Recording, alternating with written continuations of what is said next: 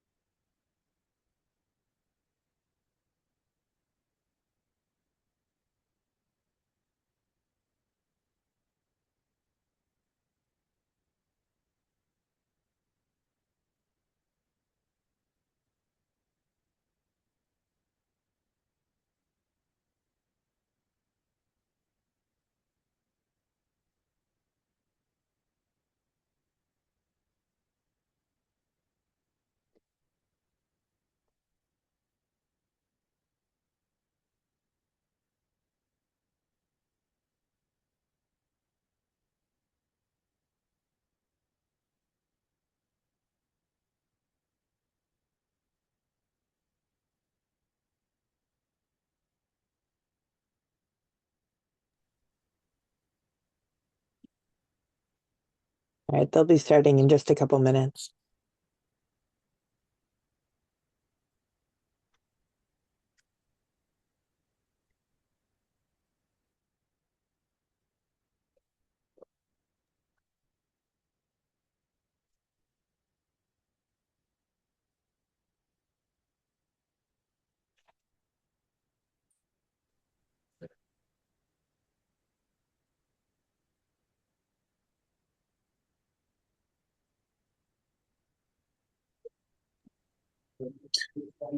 Hey, Allie, it's Robert. Can you see me, hear me? Yeah, hi there, Robert. Hey, I'm gonna probably try to use my phone. Bill's, I don't know if Bill's coming or running late or whatever, because I was gonna get him to do. So let me set this and tell me what you see.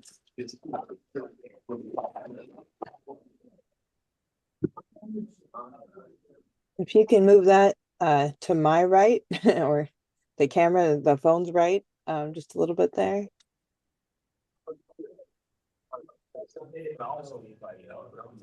Uh, where's the podium in that? Wait, say that again. Where's the podium in that view? Hold on, let me make this bigger. I can. Why don't we move? I'll have you move the camera just probably another inch to the right. Just turn it a little bit more, and that should center things a little better. There you Like go. that? Yeah, that's good. Excellent. Thank you. Okay, should I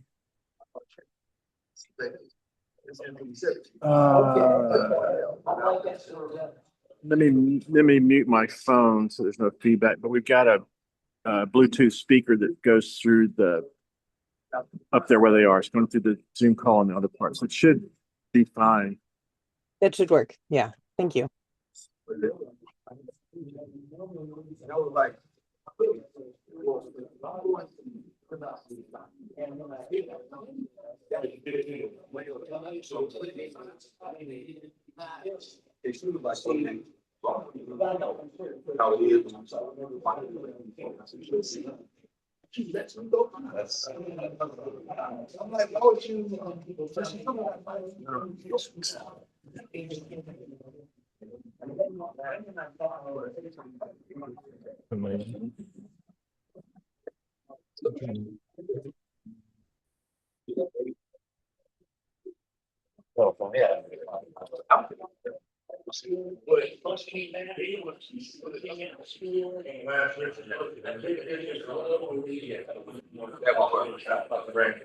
If you need me to, I can mute you. Yeah, mute. Um, got to make sure you mute the right one. I can mute you from this end.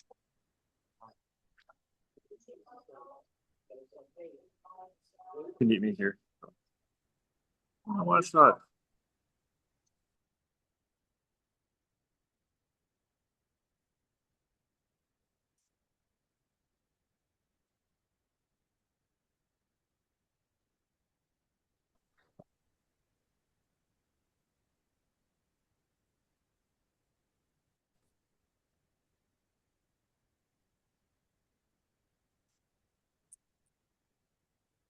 Oh, I see. Pardon our technical difficulties here. They're just wrapping up. Well, it's not a wrap yet, is it? Yeah,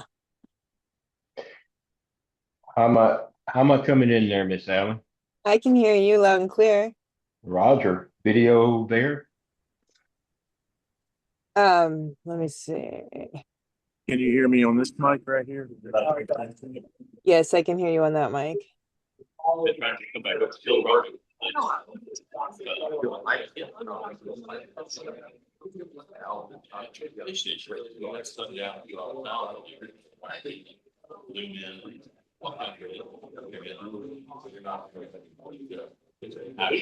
Robert?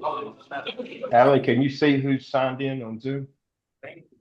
Yeah, I've got right now it's me and Dr. Brandon, and then I've got a person named Mr. X here with us. Mr. X. Yep.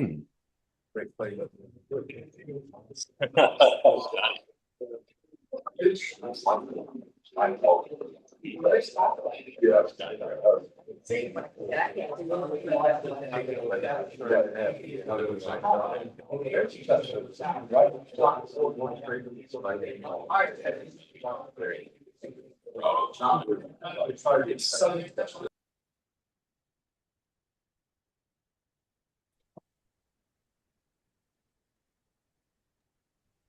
there a challenge because we're doing it through the same account?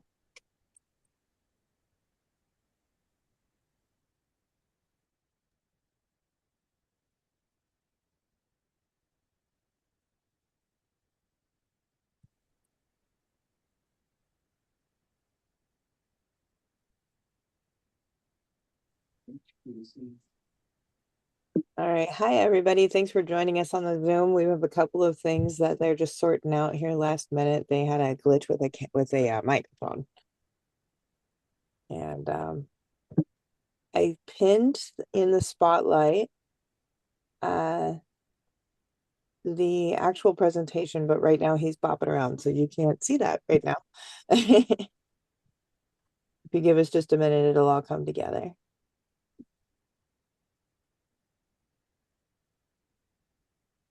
And thank you everybody for coming. So they're used to doing these more in person, and we're just kind of testing out our Zoom room and getting it up and running. So thank you for your patience.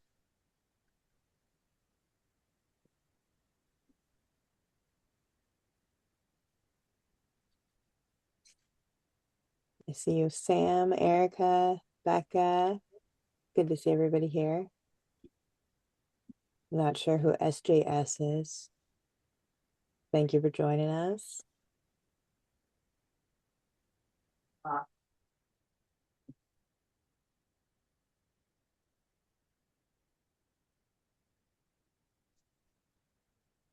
Okay, Dr. Brandon, if you're having trouble with it, we could just not do the one.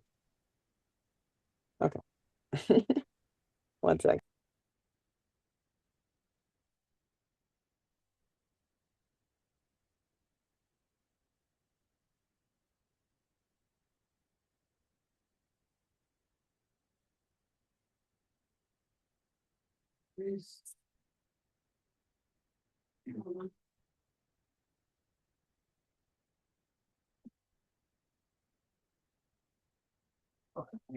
Yeah. No, that's okay. And get you all clean. Hold on, the German.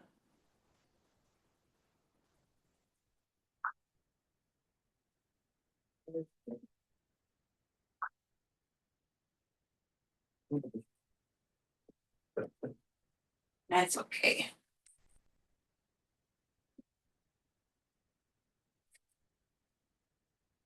Yeah.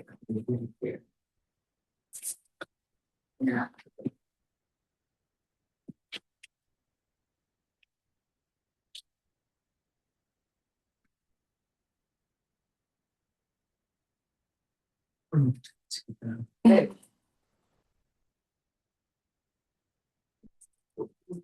Bees.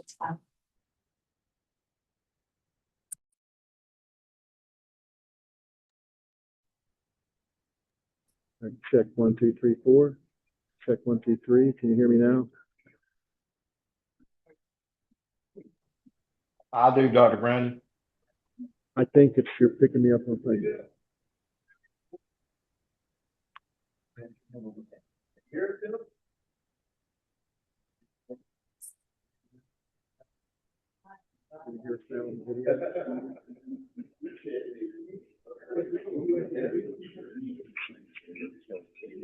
right, give us 1 second, okay?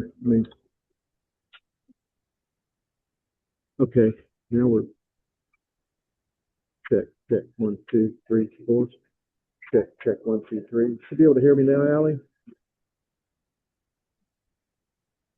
Okay, we're gonna go with this little Bluetooth mic. I think we're good to go. Hey, Dr. Brandon, I can hear you.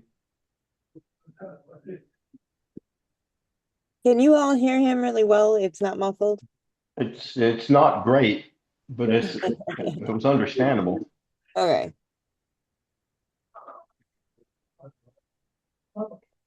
Sorry for that delay.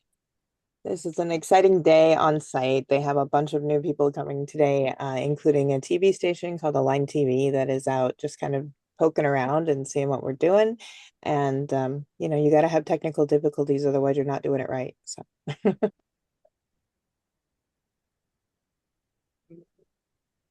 Here we go. So can everybody on the Zoom see the slideshow? Hold on. I Great. can. This is Erica. Thank you, Erica. Mhm. All righty. Allie, did you tell everybody where you're broadcasting from? I am broadcasting from Belize, and I know my friend Sam, who's also on here, is coming in from Belize today as well. Excuse me, ladies and gentlemen, if you would please take this time to use the restroom, grab a beverage. Your seats, we're about to start presentation. Your turn. There we go. And yeah, we'll have more time to chit chat. Ladies and gentlemen, if you would, please take this time to use the restroom, grab a beverage. Get to your seats, we're about to start the presentation here shortly.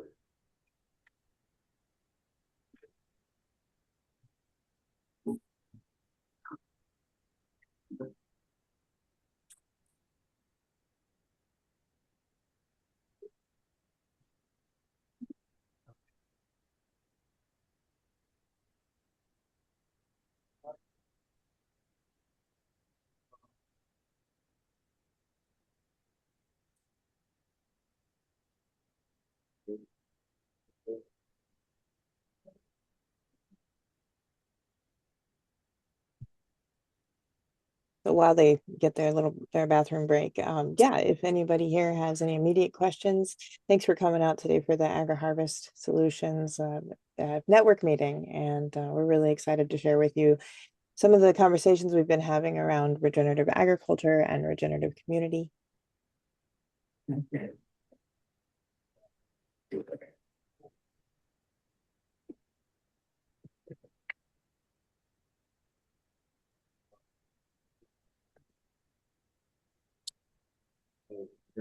Ellie, you sound better too.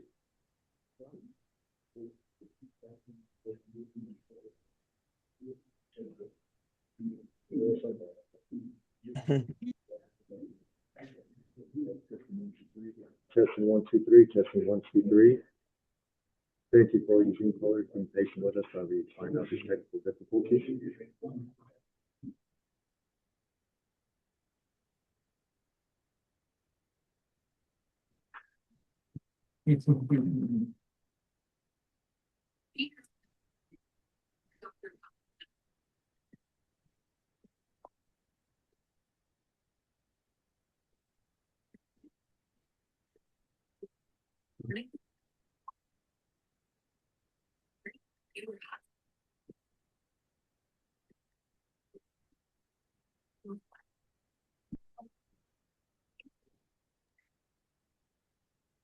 All right, so they've got their tech side figured out. And, we should be operational in just a second here.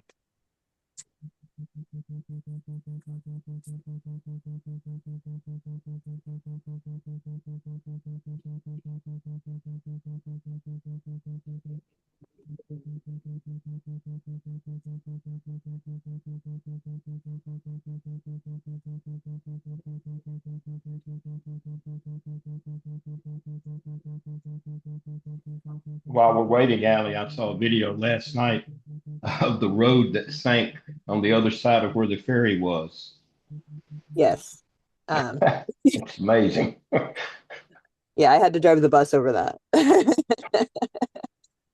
Shaking my head. It's a little nerve-wracking. They're putting new mall down regularly over it right now, but I'm not sure what their plan is to fix it. So it's Looks like they need another ferry crossing, huh? right. Yeah. Just move the ferry right there. We'd probably have a nice throughway.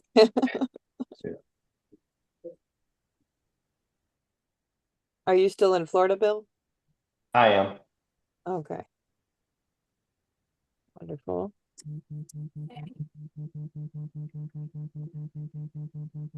Got Miss Sam hanging out in Belize over there. I saw your post this morning. I'm excited for all the great things that you're making and doing. Thank you. Appreciate it. I'm excited to be here. Yeah, Sam is really focused on how we preserve the jungles that we have as they are. And I invited her to the conversation because she works alongside villagers every day in order to have that conversation about how All right, we. I just want to thank everybody for showing up here today. I'm going to start off with a statement, and throughout this whole presentation, I want you to keep in mind the statement. The seeds we plant to build community are just as sacred as the seeds we plant in the ground. Think about that. The seeds we build in the community are just as sacred as the ones we put in the ground. My name is Nick Stonebreaker. I'm the General Manager of Operations for Agri-Harvest Solutions. I want to thank you guys for all coming out here this evening, or afternoon, I should say. Sorry about that. Start off with the prayers so everybody can bow your heads. Creator of all growth and goodness, we thank you for this new day, for the opportunity to work together. Bless our minds with clarity, our hands with purpose, and our hearts with unity. May the work we do today bring nourishment to the land, prosperity to the people, and honor to the gifts you've entrusted to us. Guide our decisions so that every seed we plant, both in soil and in spirit, bears lasting fruit. At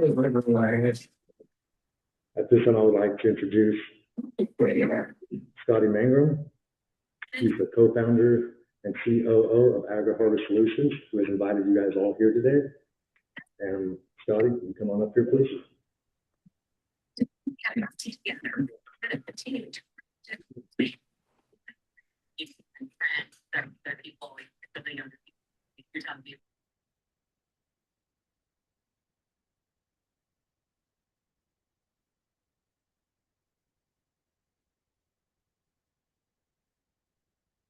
Let me get mic'd up here.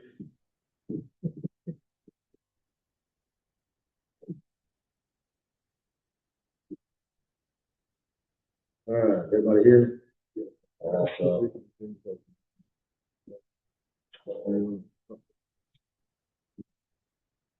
Man, tell you what, guys.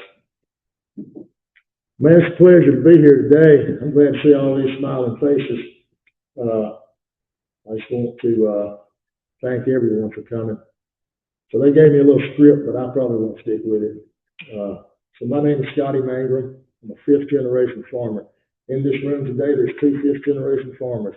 My good friend Tom Strickland's the other one. Tom and I work together on the magnesium that we test with here at Newwater and at other places. But just to show you how many people are in this room and how many farmers are here. How do we eat? That ought to say something right there. So I was taught by my father how to farm when I was about 14 years old. Okay.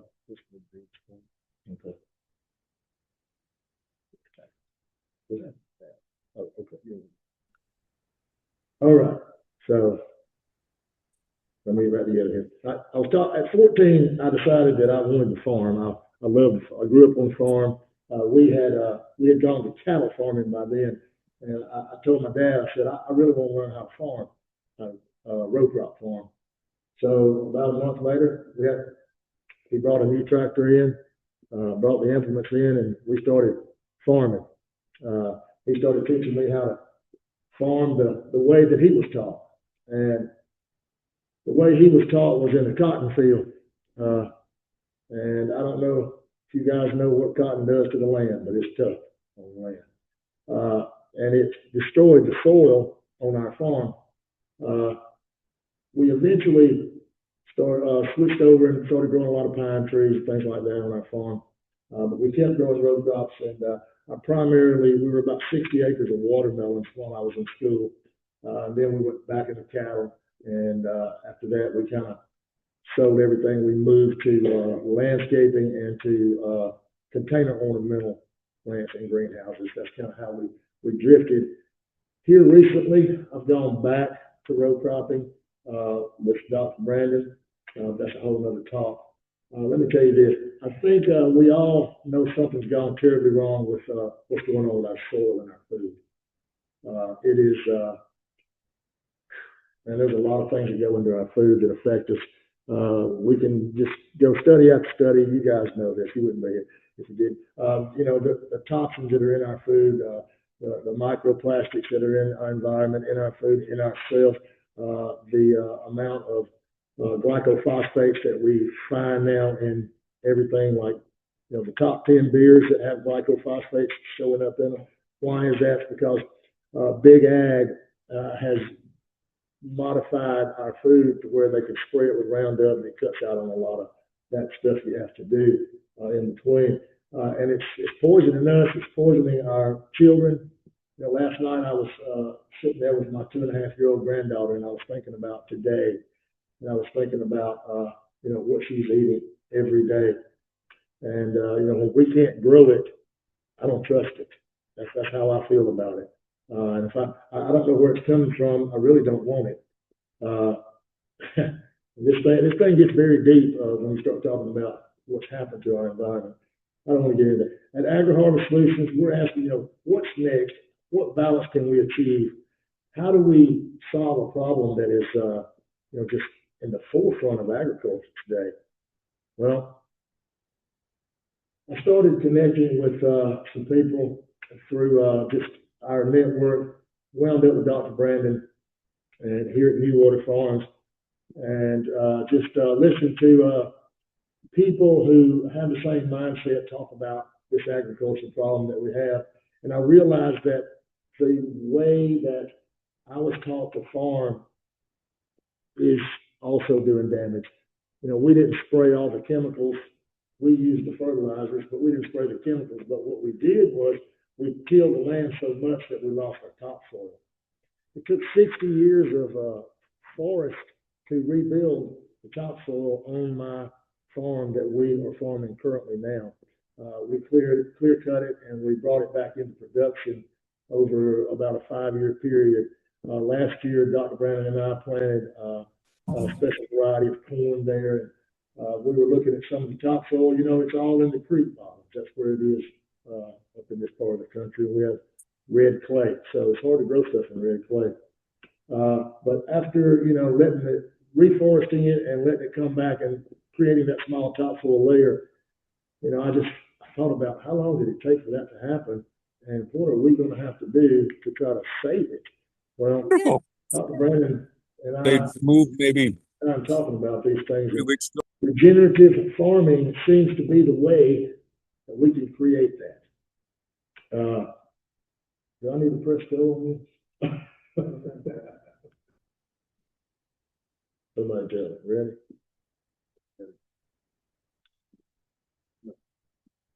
Yeah. All right. There we go. So y'all can look at that one on one in my mouth. That's not Scotty's farm. No, that's not my farm. I wish it was. Since spring of 2025, we've held these gatherings discussing these different products and practices, hashing out a system that's begun to work for us. And here at New Water, Dr. Brandon is going to explain to you guys what he's done to rebuild this soil here. We don't have as bad a problem on my farm with our soil because our soil is more sandy and loamy. The problem is it washes continually. It all started here with Dr. Brandon called us all together for a screening of Common Ground. I don't know if you guys have ever seen that, but it was an eye-opener. Once I watched that, I realized that our farming practices had, or what we're doing, the damage to us. And I started trying to come up with a different mindset of how I'm going to farm from this point forward. Since then, we've been organically developing a sort of regenerative community of producers, stewards, and everyday people, supporting one another and building industries guided by fewer toxins and more sustainable practices. Our network brings together farmers at every scale and professionals across many, many industries. I'd like to introduce you to our AgriHarvest network members at this time, the people who are working so hard behind what we're doing here. So if anyone who's associated with us, could you please stand up? Barry, Buck, Mr. Tom, Robert. This is our team right here. And we are dedicated to what we're doing here. We do. we have some more that are on the screen with us here. So I'm going to call Nick back up and let him do his job today. And I'm just going to sit here and listen to this. Again, I'd like to thank each and every one of you guys for coming. We're going to have plenty of time to talk today, so we're going to move on forward.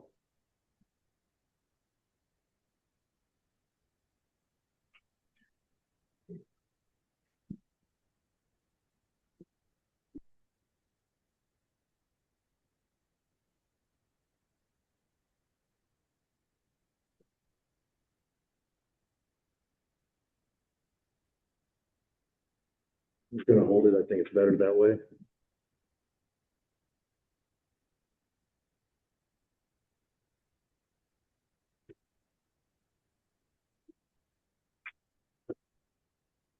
The challenges facing us here in the United States are felt worldwide.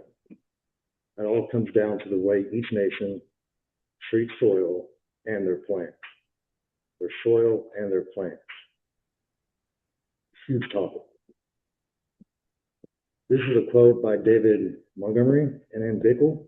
I may have butchered those names, so bear with me.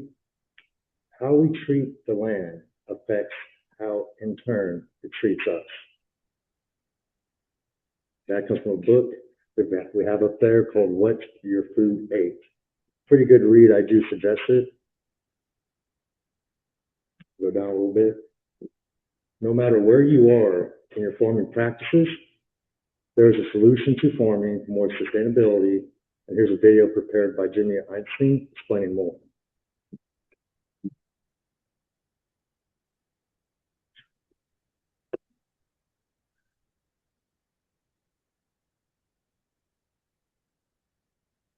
Technology is supposed to make things easier. Sometimes it does make things difficult. And sometimes it flows perfectly, and the next time it's got to have a challenge. It's okay.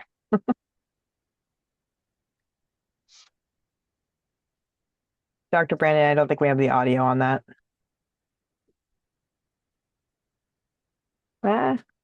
Dr. Brandon.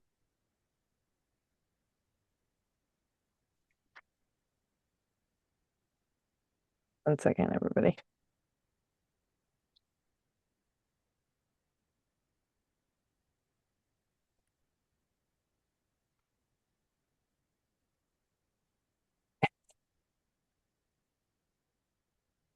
I can send you all this video. It's supposed to have audio connected to it to where you can hear it too.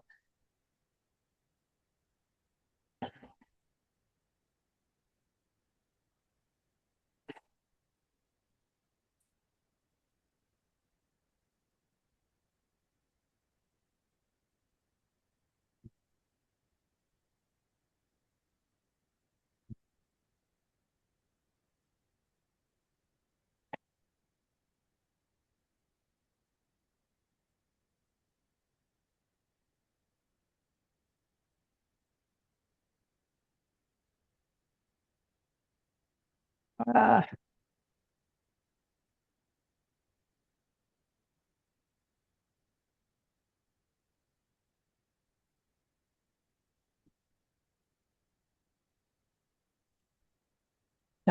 so this is a video about regenerative agriculture that is teaching them just the 3 basic types of regenerative agriculture that are out there that are primarily focused on.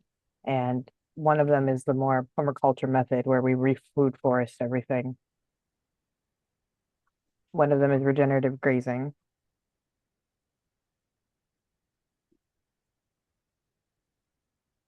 Where we intentionally move our animals around and don't have them graze in the exact same spaces over and over.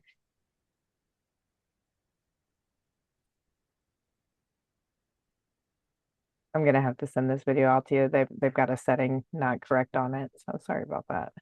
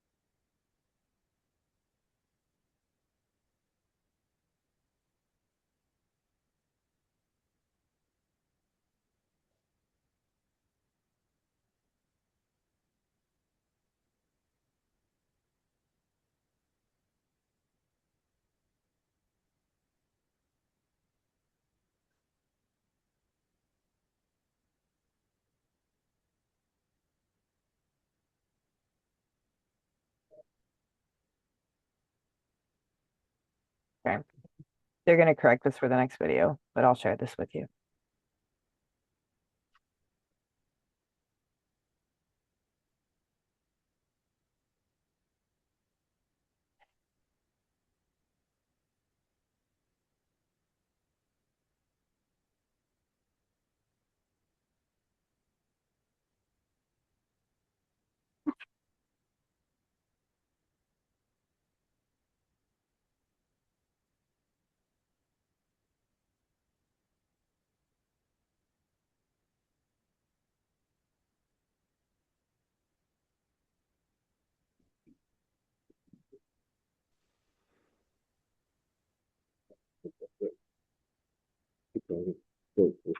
We're trying to correct something real quick, so bear with us. Again, thank you guys for being patient. Technical difficulties. Continuing this thing with us.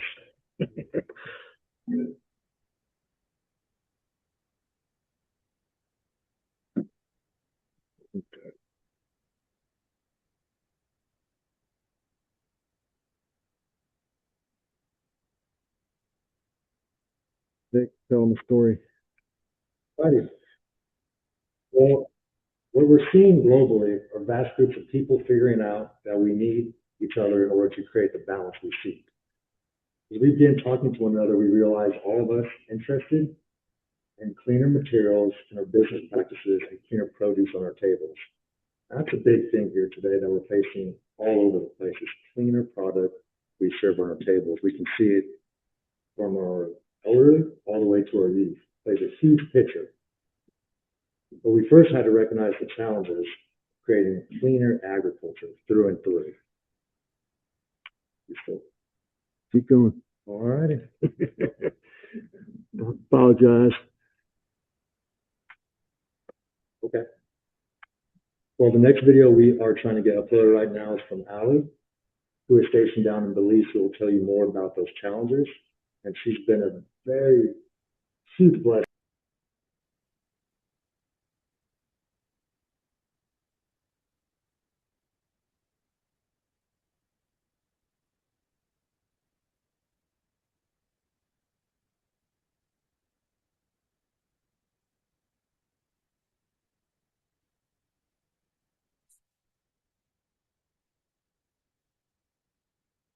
One second. So, Dr. Brandon, you're now muted.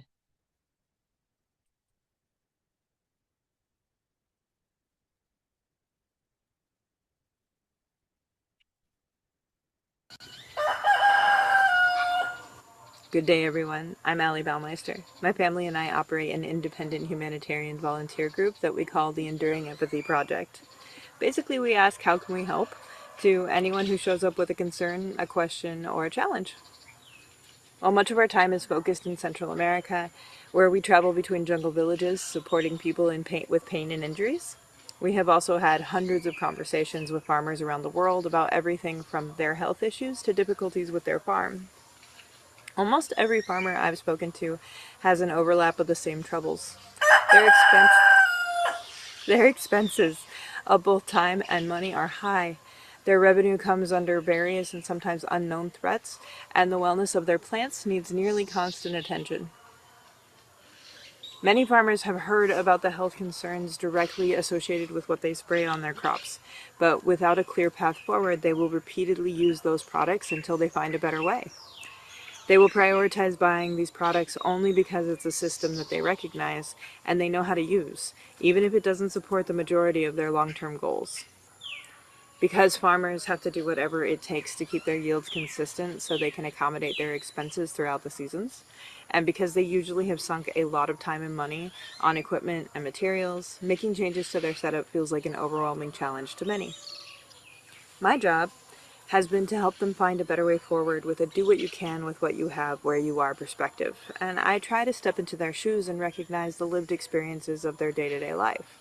We focus on natural and locally available materials to replenish and stabilize the soil, and form solutions based on what individual farmers have tangible access to. We create customized approaches that help develop better balance in their farming practices. When I learned about the 3-product system that this network is currently experimenting with, it piqued my interest, primarily because it is by farmers for farmers. It is addressing the needs of the soil and the plants and encouraging better immunity for the entire farm. And it can be fine-tuned to address unique challenges instead of pursuing outright eradication, which tends to be more expensive and causes a lot more problems. And it fits into my desire to support the wellness of farmers, families, and communities by offering practical guides for farming in a more responsible and plentiful manner without disrupting their routines or needing new equipment. Your farm is a complex and alive piece of the planet.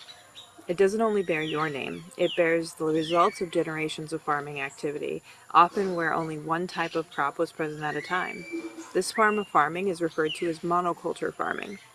And while it has been the backbone of America's farming industry, it's causing a lot of challenges for the farmers who use it, and for the environment around them. Because this type of farming depletes nutrients from the soil, we've done crop rotations, sprayed fertilizers and nutrients, we've met swarms of pests and imbalances, and primarily all of this is because we just don't have the biological components to help keep those factors in check. Through my research, I've discovered that plants which have a regular source of nutrients have a healthier immune system. Much like humans, having their health needs met is equal to having stronger health. With good health, these plants are capable of living more harmoniously and responding to biological threats in effective ways that keep these threats in greater balance.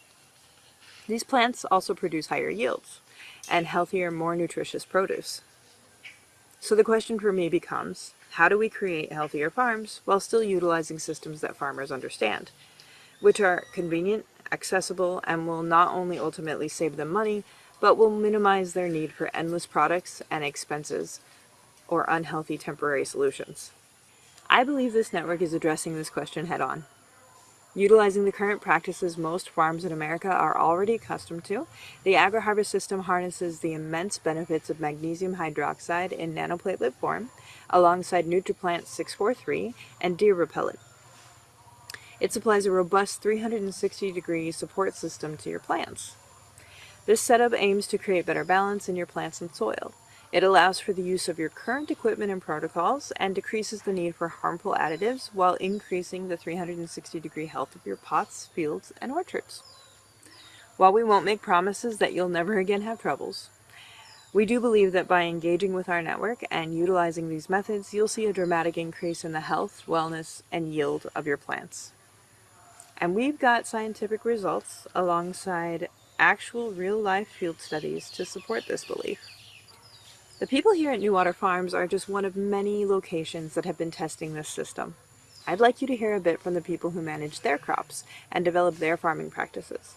They'll tell you what they've done in the past, how they've been supported and challenged by their old practices, and how the agri-harvest system is changing the lives of their plants and their produce.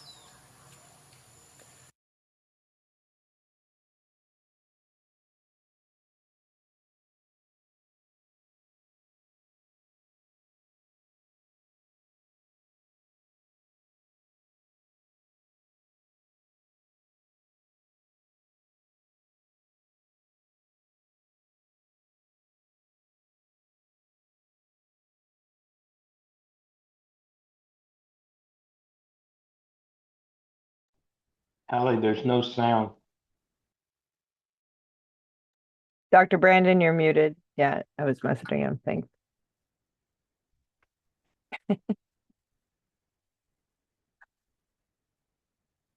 Bill, they need you up there to help them juggle today. Oh, I'm a bot today. I'm sorry.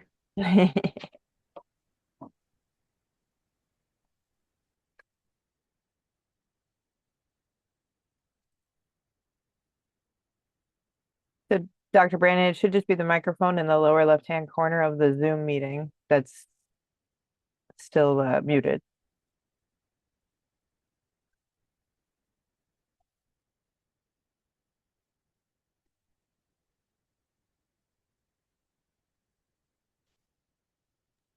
Take the There we two. go. There we go. 3. Okay.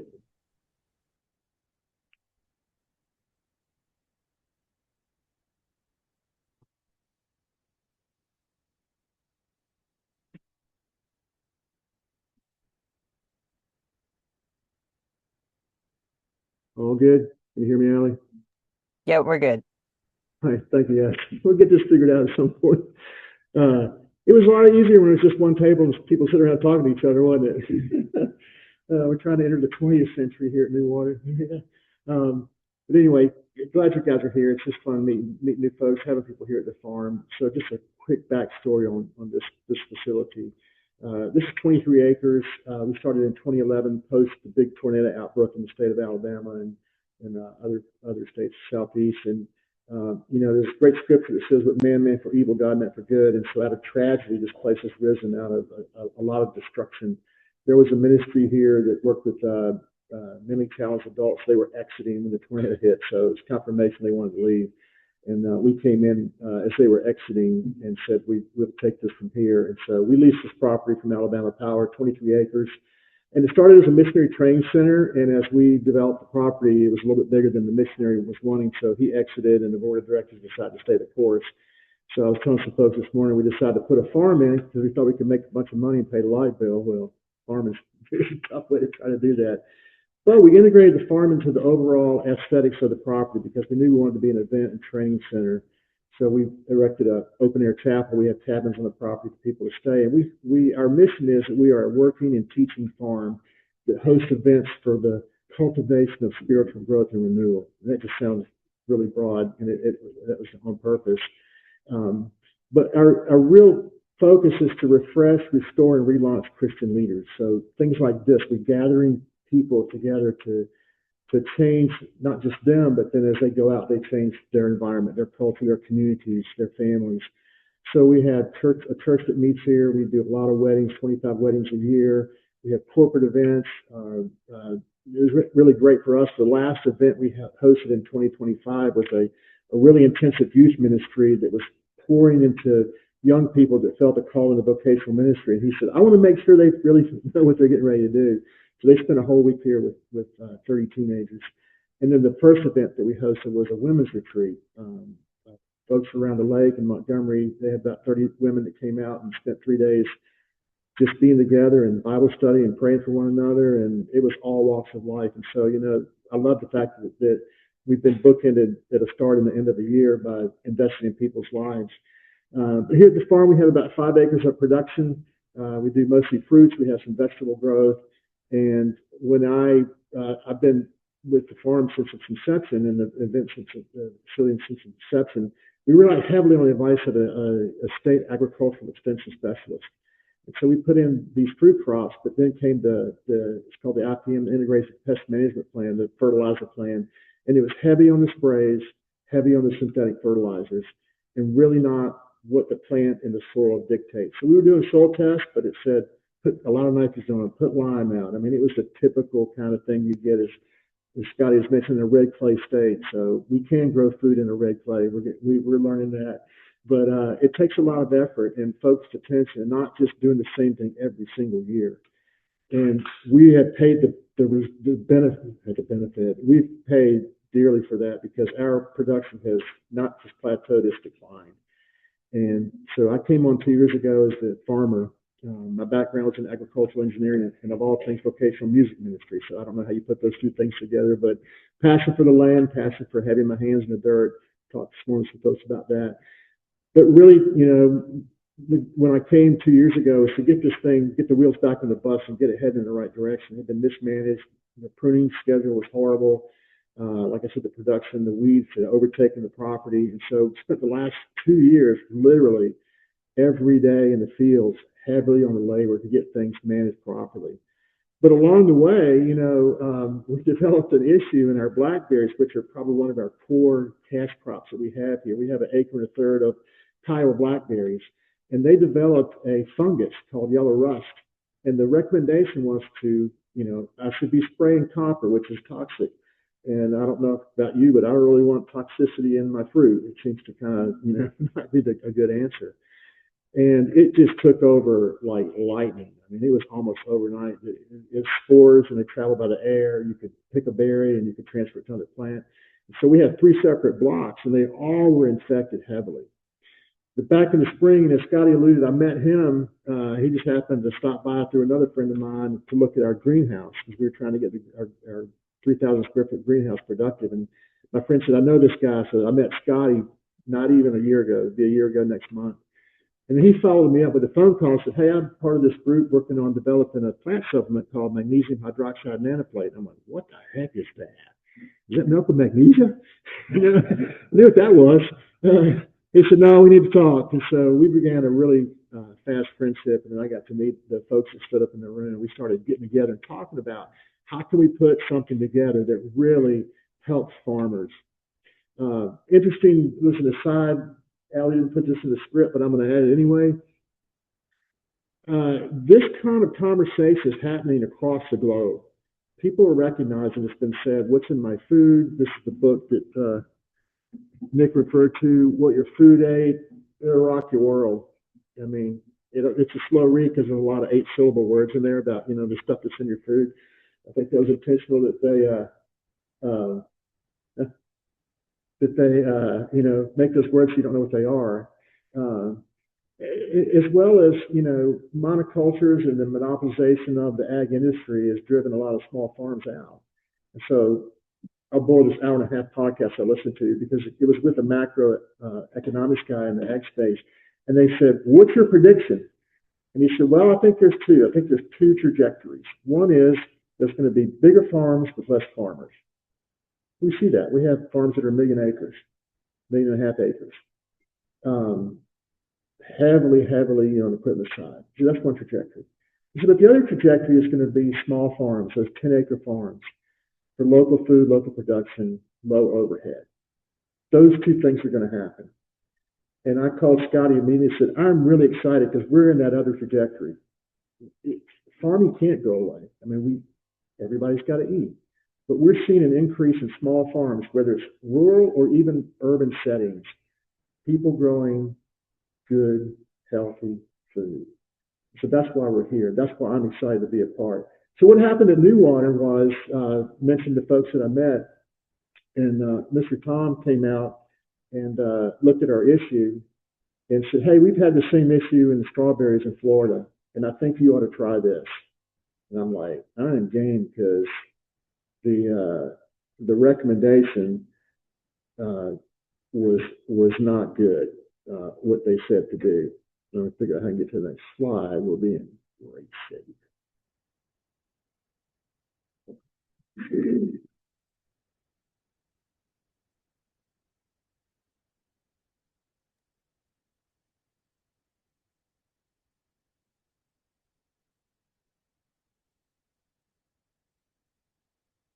This is what the recommendation is. When you've got a massive fungal outbreak in your crop, particularly yellow rust and blackberries, and it's with other crops as well, the recommendation is to remove the plants, dig up the root ball, burn them, and leave your land fallow for a minimum of 3 years. That means you don't have a crop for 3 years. Man, I'm not sure how many farmers can survive 3 years without growing anything. And then you're starting back from scratch. And that's not acceptable. That's not a reasonable approach to this. So I was introduced to the magnesium hydroxide product, and we started treating our blackberries this summer.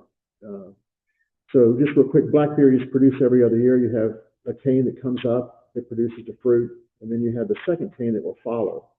And we suppress that second cane to maximize the fruit production on the primary cane. So we cleared our cane. So what you see here on the left is before treating with the magnesium, and we also introduced to the NutriPlant 643. That's nitrogen, phosphorus, potassium. It's a low rate. And then we have a lot of pressure from deer around here. So you can't, I mean, you can build a fence, but it's just pretty tough to get rid of them. So they're coming.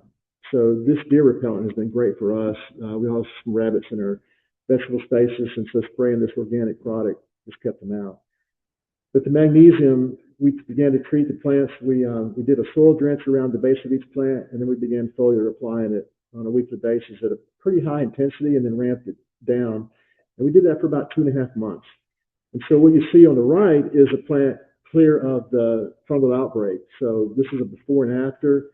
And we're confident that these plants are going to be healthy for us. If we make it outside today, you'll see they're a little bit behind where we want them to be, but you have to realize we were faced with devastation. So we believe we're on the right track to a much healthier, productive plant system. It's going to take a little bit to get there, but this is amazing for us. And considering the alternative was to slash and burn, this is a much better approach. This is kind of our program now. Overall, we're spraying magnesium. Just real quick, magnesium is really, really important. It's important for plants, for animals, and humans. Everybody needs it. And usually every system is deficient in magnesium. But magnesium is at the center of the chlorophyll molecule. And chlorophyll is essential for photosynthesis, that the plant will stay alive and produce fruit. So magnesium is ultra, ultra important. So the other thing it does is it's a carrier for other nutrients. So we would have a better nutrient absorption rate in our plants by having a good presence of magnesium. But also, particularly in Alabama, you have these wide swings in temperatures, and we get a lot of rainfall in the spring, then we go drought. Magnesium is going to make a tougher plant, so it can take the stress tolerance. It can ward off the pest, and we won't get into the exact science of that, but as Tom would say, you got dumb bugs and smart bugs. And the dumb bugs are attracted to the plant, the sugars and all that, and they'll just rush in and gorge themselves with the magnesium. What it does, they explode. They eat themselves to death. The smart bugs will go up to it, get close, but they'll go, oh, not good, so they're out of there. So, it's better than spraying your crop with pesticides. So it's going to build that resilience for deterring pests. As I mentioned, increased chlorophyll production because it's increasing that photosynthesis process. By improving photosynthesis, you're going to have a healthier plant. You'll see plants. It's really cool because I was new to all this. But I sprayed and I called Scotty and said, man, our blackberry bushes are so green. I've never seen them this green before. It's the magnesium, it's that chlorophyll presence in the plant. So we spray with magnesium, two sources, nanotech resources, obviously, and then we looked at another potential source for magnesium as well. And we got 5 acres that we need magnesium on, so we're looking at additional sources for that. We do a foliar spray with the NutriPlant Ag 643. As I said, that's 6% nitrogen, 4% phosphorus, 3% potassium. One thing that's really important too is what's going on in the soil. You need to do soil tests. What we found out, we have an extremely high presence of phosphorus. Phosphorus is essential, but it limits some things, and we'll get into that in a second. But it's really critical here because we're a peninsula, we're 3 sides of the water. Phosphorus does not leach out of the soil necessarily. It doesn't go away. It does leach out, typically through erosion. So you can see our topography, where that water is going to run, it's going to have the phosphorus in it. It's going to go into the lake. And that doesn't need to be public knowledge because that's a bad thing. You're going to have your algae, or it affects negatively the wildlife in the water. So we have a high phosphorus content here. So we are really loving the NutriPlants, the foliar spray. We can mix these things together. They don't compete against one another. And I can make one pass in the field as opposed to separate passes. And it's got the nitrogen, phosphorus, potassium, and a ton of trace elements that we'll get into in a second. They're really, really critical for plant life and plant flourishing. I mentioned the deer repellent. I just tell you, it stinks. The first time I sprayed, I had a backpack sprayer on. I was going through, and the hose came off the back and went all down the back side of me. And I went home, and my wife said, "What have you been doing?" I was like, "Honey, that's the smell of production." But it smells horrible. It's like rotten eggs and garlic all mixed together. And the deer do not like it. Now, the great thing I found here is I don't mix it to the strength that's on the label. Just a little dab will do you. But it's long lasting. I mean, we have the deer are coming. They're out here. They're eating the acorns. They're eating some of our cover crop that's not protected. They are coming. And the deer here around here are lazy. So they won't jump over a 4-foot fence, much less a 5-foot fence. But if you got free pickings on the berry vines, they're all over it. So they typically strip the canes, strip the buds off, and so it just kills the growth for next year. So we've been able to keep them off our fruiting crops. it's safe and natural, but like I said, it really does smell bad. I had a friend, he had an issue with the deer at his place in Virginia. I said, I got this great product, but I wouldn't spray it around your house. You might want to do something different because it does. People that walk on the property go, what are you doing out there? Just, trying to keep the berries alive. But this is what I want to share with you. This is something new I learned about. And, I was on the engineering route, so I really didn't pay a lot of attention in the biology classes when I was in college. I was just trying to get through it all. And my journey has brought me back to this point. And I wish I would have paid attention 40 years ago better because I probably would have been smarter. But Nick said it, Scotty said it, Allie said it. You guys have talked about it, about this connection we have with our plant life. And I believe that was established in the creation order. I'm a believer in the biblical narrative of how things are created. And God said it's good, it's very good. And I was sharing this morning earlier about just the connection I feel and the joy I receive by having my hands in the dirt. And as you guys, just the feeling you get, from growing plants in your garden and sharing it with others, it brings us great joy. And I think also that we're to be stewards of that. And I've heard it said that, stewardship is more than just managing things appropriately. It's not just being a custodian of the land. It's making things better. It's, my thought is anybody can manage a mess. But how do you make it better? And I think that's what we're called to. And so as I've been in this regenerative space only about 2.5 years, it's not been very long. And it all started with a Joe Rogan podcast of Will Harris. I don't know if you ever, who is this guy in Buffton, Georgia that talks like, fell out of a turnip truck.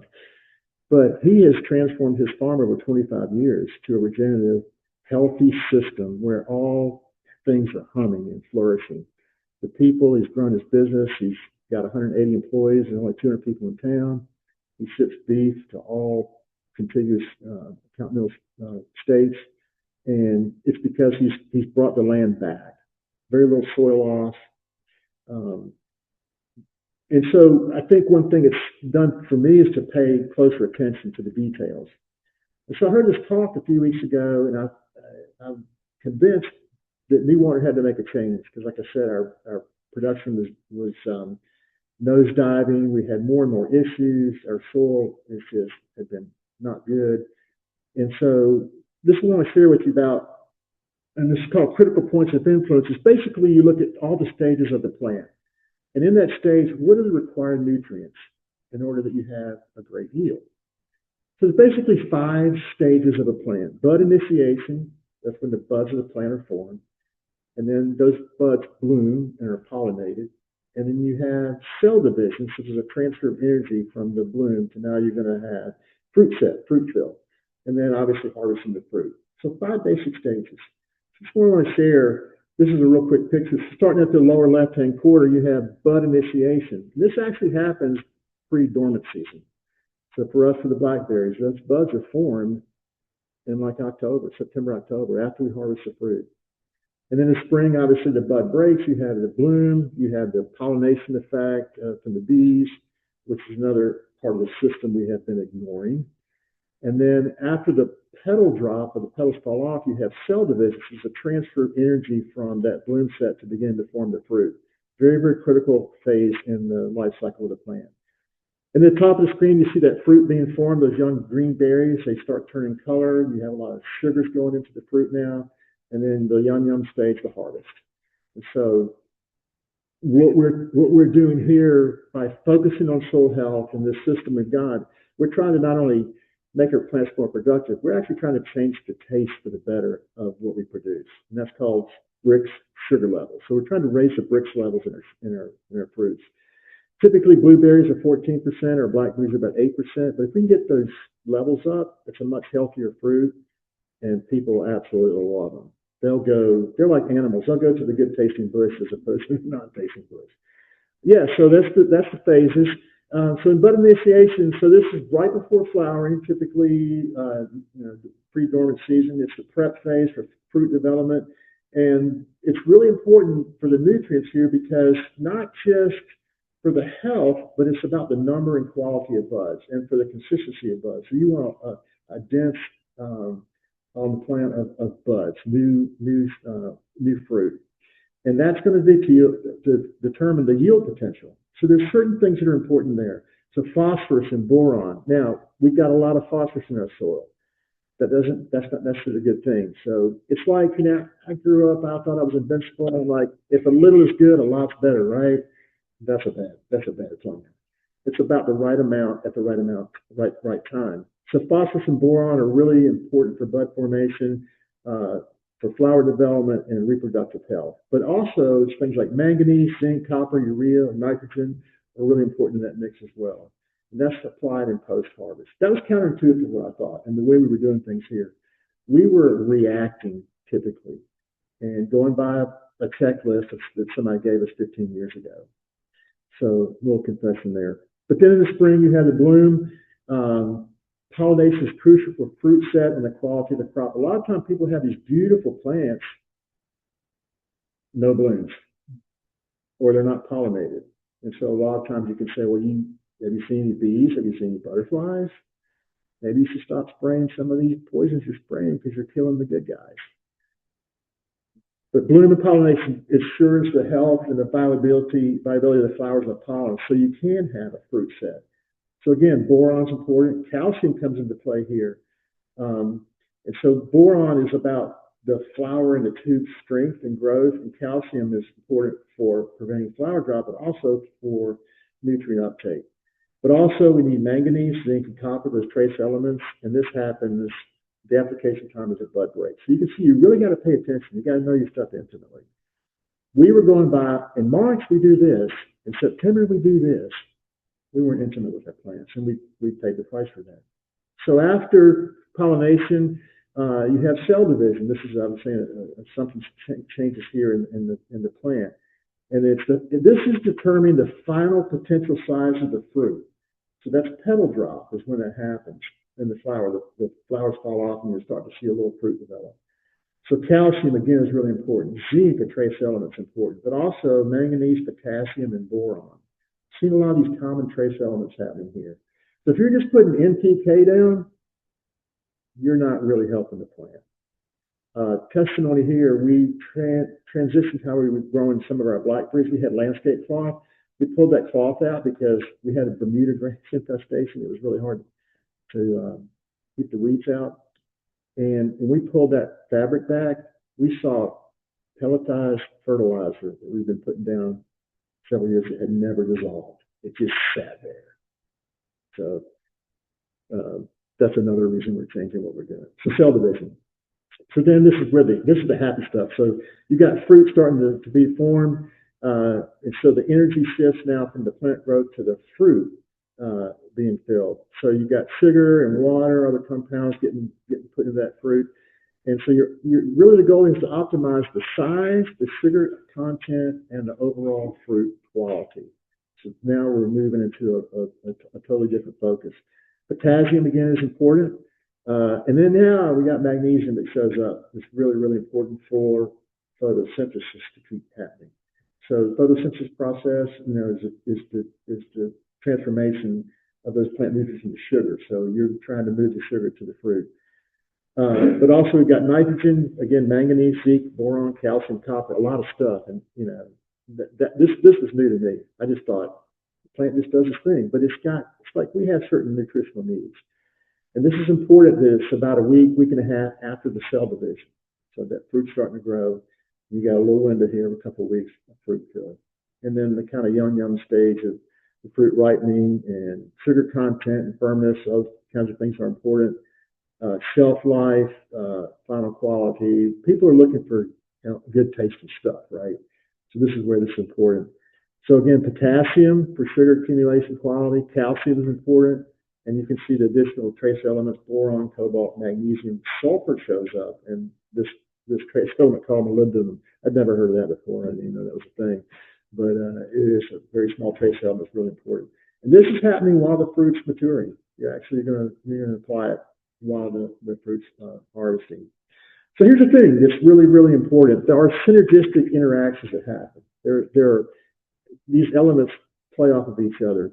So here's a couple of examples, nitrogen and potassium. So nitrogen promotes vegetative growth. but potassium regulates the water balance and the enzyme activity. So when they're both adequately supplied, they're in balance, you've got a robust growth and development of the plant and the fruit. Calcium and boron, they're about cell wall formation, building strength in the plant. Here we have a lot of wind. It was white capping yesterday. I mean, that's what, 30 miles an hour sustained wind. So our plants have to be strong.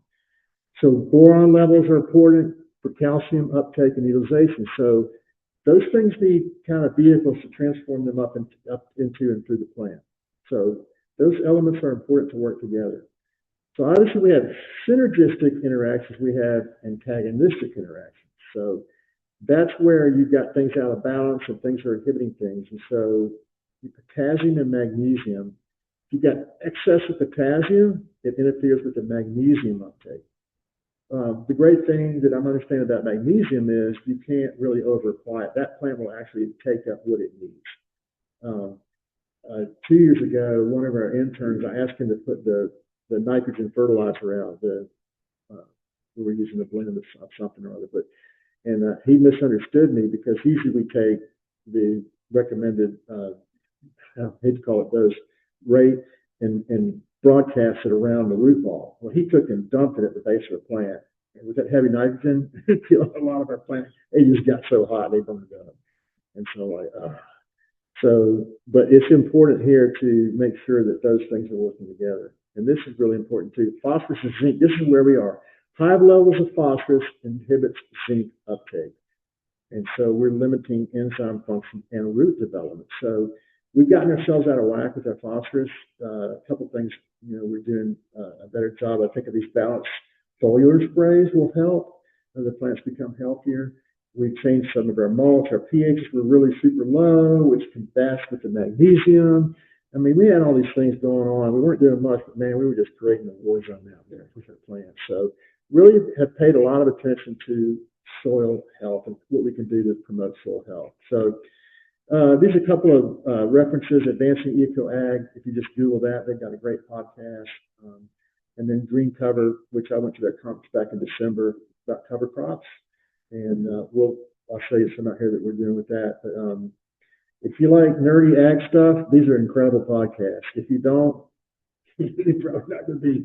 My wife hates to ride with me because I'll put these on. She says, "Oh, we're going to have to listen to that podcast about agriculture." Not everybody loves this stuff. But I appreciate it. So just want to encourage you guys, to soak it all in, learn, pay attention. There's so much that's out there and available. We've got a book resource table over here. Just don't take our books. Yeah, Nick, what happens if they take it? I'm like, that's a good thing, I guess, as long as they read it.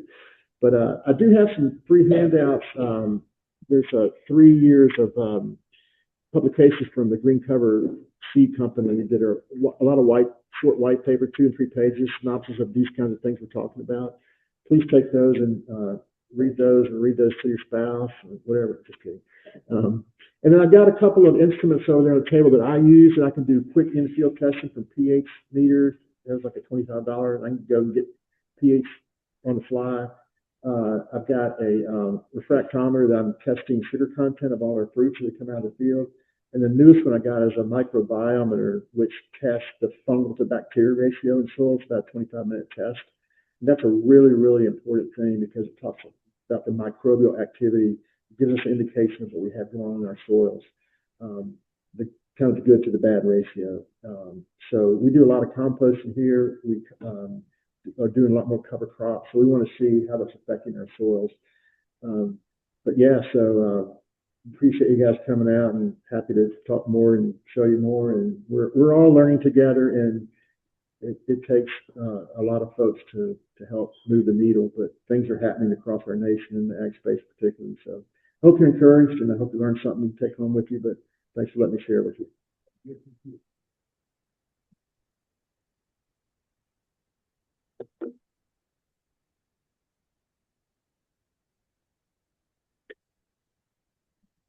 We're taking a short break. We invite you to take a moment to use the restroom before you visit the farm. Dr. Brad's going to take you guys all out and show you guys pretty much what he's been working on. Sorry, I forgot to talk in this. To all the Zoom callers, we want to invite you guys to take this moment use the restroom, grab a drink, relax a few minutes. Dr. Brandon's going to be taking you guys all outside and showing you guys what he's been working on here locally. It's a pretty cool site, so stay tuned. We'll be back with you guys shortly. So on site there in Alabama, New Water Farms is I believe, 23-acre event center and working farm. They have a farm stand. It's got a pretty big, heavy like imprint with their community. So we're really excited about what they're doing over there because they're working on how they integrate stewardship very actively in community and how the food that they grow directly impacts the people that are coming to their farm stands and growing their community. So stick around, go ahead and go use the bathroom if there is anything that you need to go do for yourselves. And then when they come back, they're going to be taking this device over and outside. It's cold there today. They're all up in Alabama, so I'm not sure how long they're going to stay out on the farm, but they're just, 41 degrees. it's usually just a couple minutes and they go around and look at all the plants if they can. Today they might be doing the closer garden just because of how cold it is. And then we have plants that we have pictures of in the slideshow coming up, and they explain what they put on what plants and how they're getting different effects and how it's improving the biome and those kinds of things. So if you guys would like to come back after your little intermission, I have a feeling it'll be longer than this 3 minutes that's left on the screen. So go take your minute and feel free to ask me any questions. I'll be here. Allie, what's the temperature there? It's about 80 degrees today, maybe 82. Oh, a cold front moved in. Yeah, I'm in happy And- hot man. And how many folks do we have from Belize or other countries on the Zoom? I'm not sure about how many other countries. I know Sam and I are in Belize. And Nay, I'm not sure where you're at actually.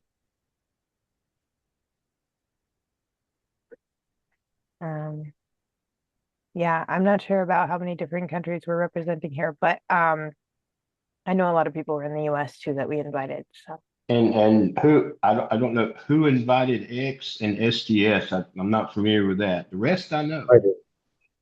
You did. I invited some people out west. And also, Allie, we do encourage people to send you questions, stuff like that. They need to get in contact with Dr. Brandon, just asking certain questions. You know, to use you as a link through that. That'd be awesome as well. A couple of the people there that you don't recognize are from out west also, once again. So we appreciate you all for showing up here today. Roger Pretty that. big deal. good work. So yeah, you can message me anything you need to in the Zoom chat, and then I can also give you our email. I believe they have a slide at the end that shows you up our email at the end, but I'm happy to text it out right now as well. Well, Allie, I'd like to make a technical point just for the record. The chicken that you heard in the video is a Mexican chicken, and the ones that you hear live are Belizean chickens. So just want to make that clear. Yeah, we've spanned countries since we've started having this conversation. And the lady from Belize, does she live near you, Allie? So Sam lives in Sartaneja, which is the next village down from me. It's about, well, it's actually 2 villages down from me, but it's about 15 miles from where we're at. And she's on the coast. Are you still with Oh, us? She might oh, be taking a break. So oh, I used to have a hangout in Sardinia. I'm a Copper Bankian, Sam. I think she went to the bathroom or took a look. Oh, Roger that. Oh, she's not here, but yeah. Now, Yeah, also, I just want to stress the point about how important magnesium is in its whole. Everything from what we eat, we put into our bodies, plant life, human life, animal life, there's one thing in common, and everything is magnesium deficient. So that's very critical that we hit the ground running from the seeds, as you said, to plants, to everything in the big picture. It all depends on the magnesium that we have here. So that makes it even more exciting in my standpoint. beautifully said.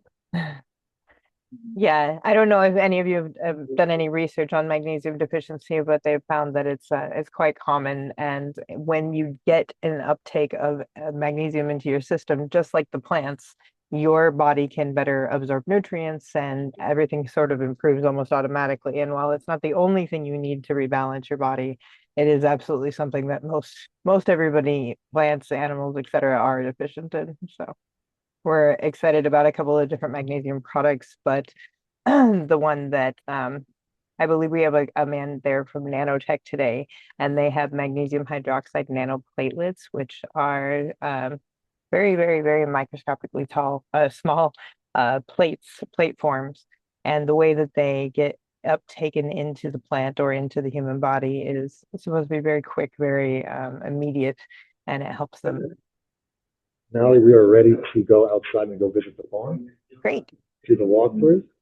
I'm going to give the mic back to Dr. Brandon. He'll talk through that. And who's going to be doing the camera work? Or do we have a cell phone? Are we taking the laptop? Are they doing the video tour with us?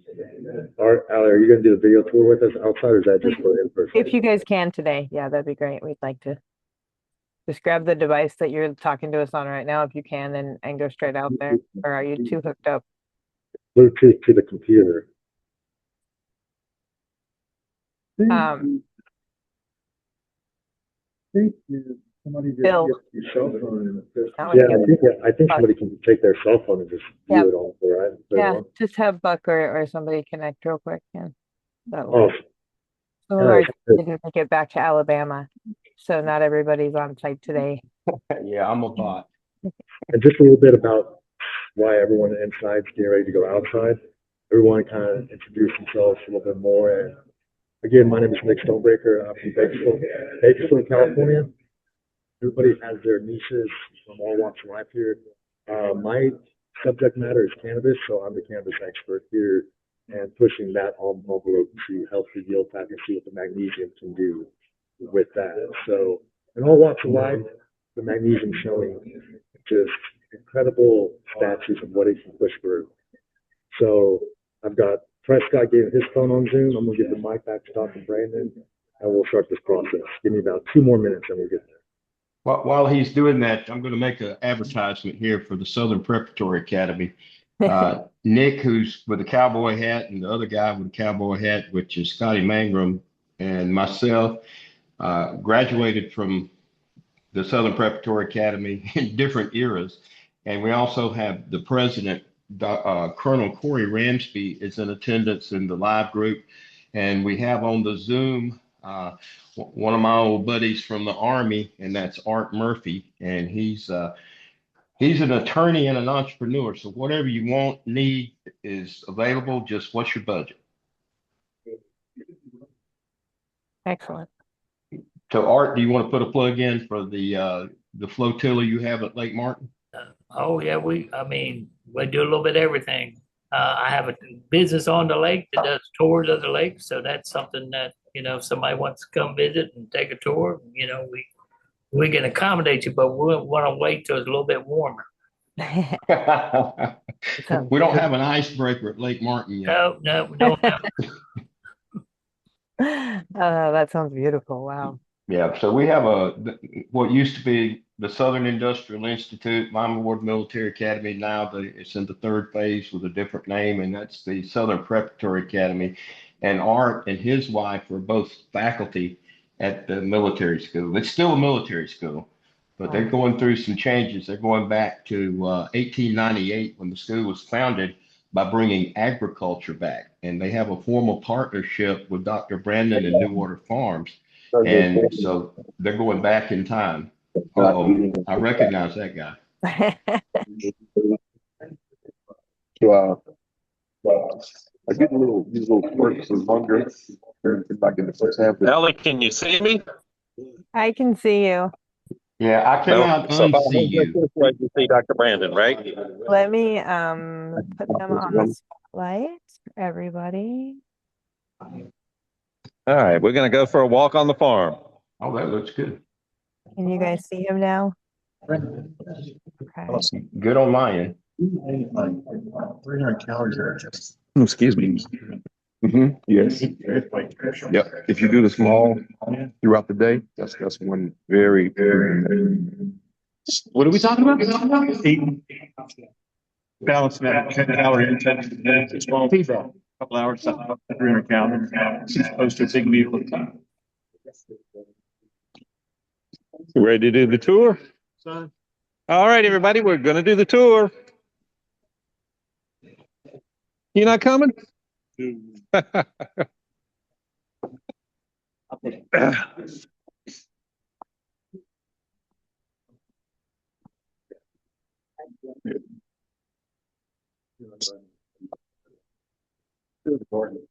right.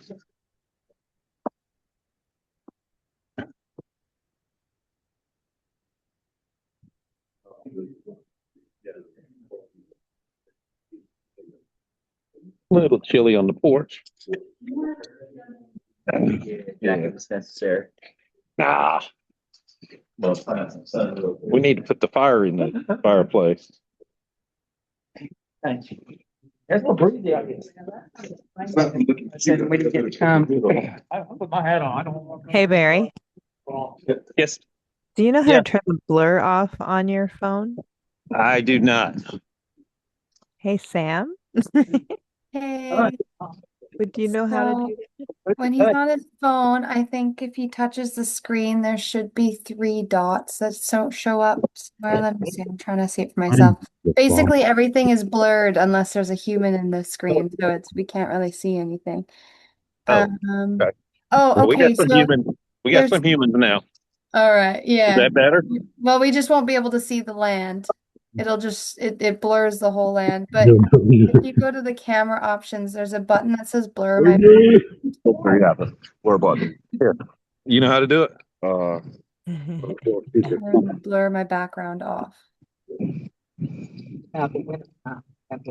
Oh, okay. That's in Zoom. I know where that is. Yeah. If I can see the screen, I can't see the screen. It's down here. That's. I mean, I think now. Can you see it? Yeah. Start. It should be. You should be able to click that button right there, and then it should give you screen options. It's going to say blur. It's going to say insert background. I know what she's talking about now, unless it's not on the phone. Not that or settings. Let's see. There's settings right there. Hey, this is. Virtual background, video filters. None. Yeah, there you go. Got it. Did you hit none? Yes. So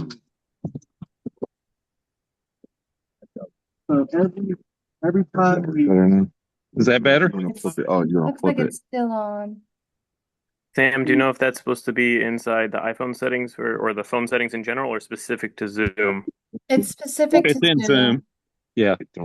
To almost flip the camera, or you can hold it like, or if you hold it like that. Yeah, that's what I've been Yeah, it's still turned on.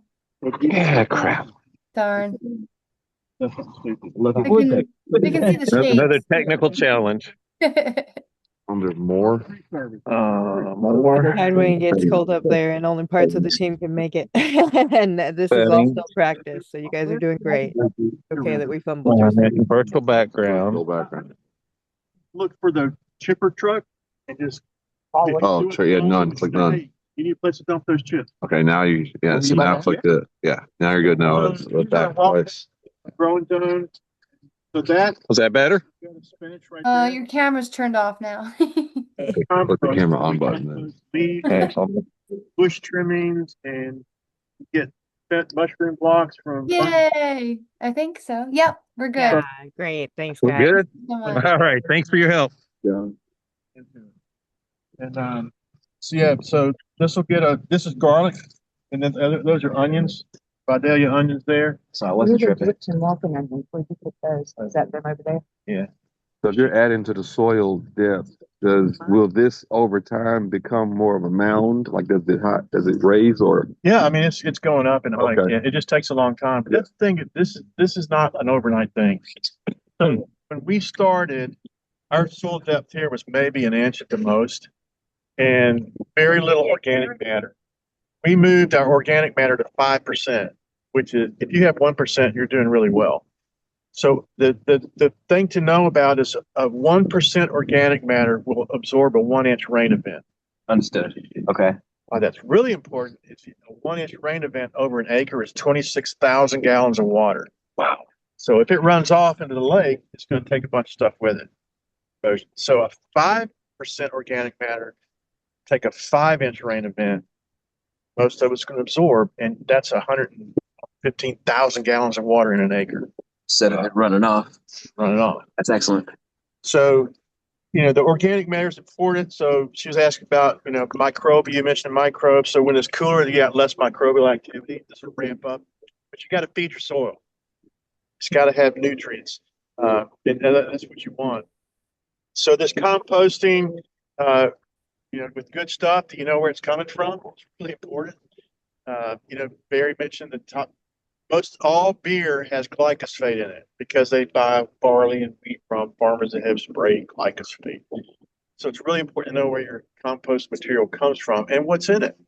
So we try to do things here that don't. I mean, they're just natural.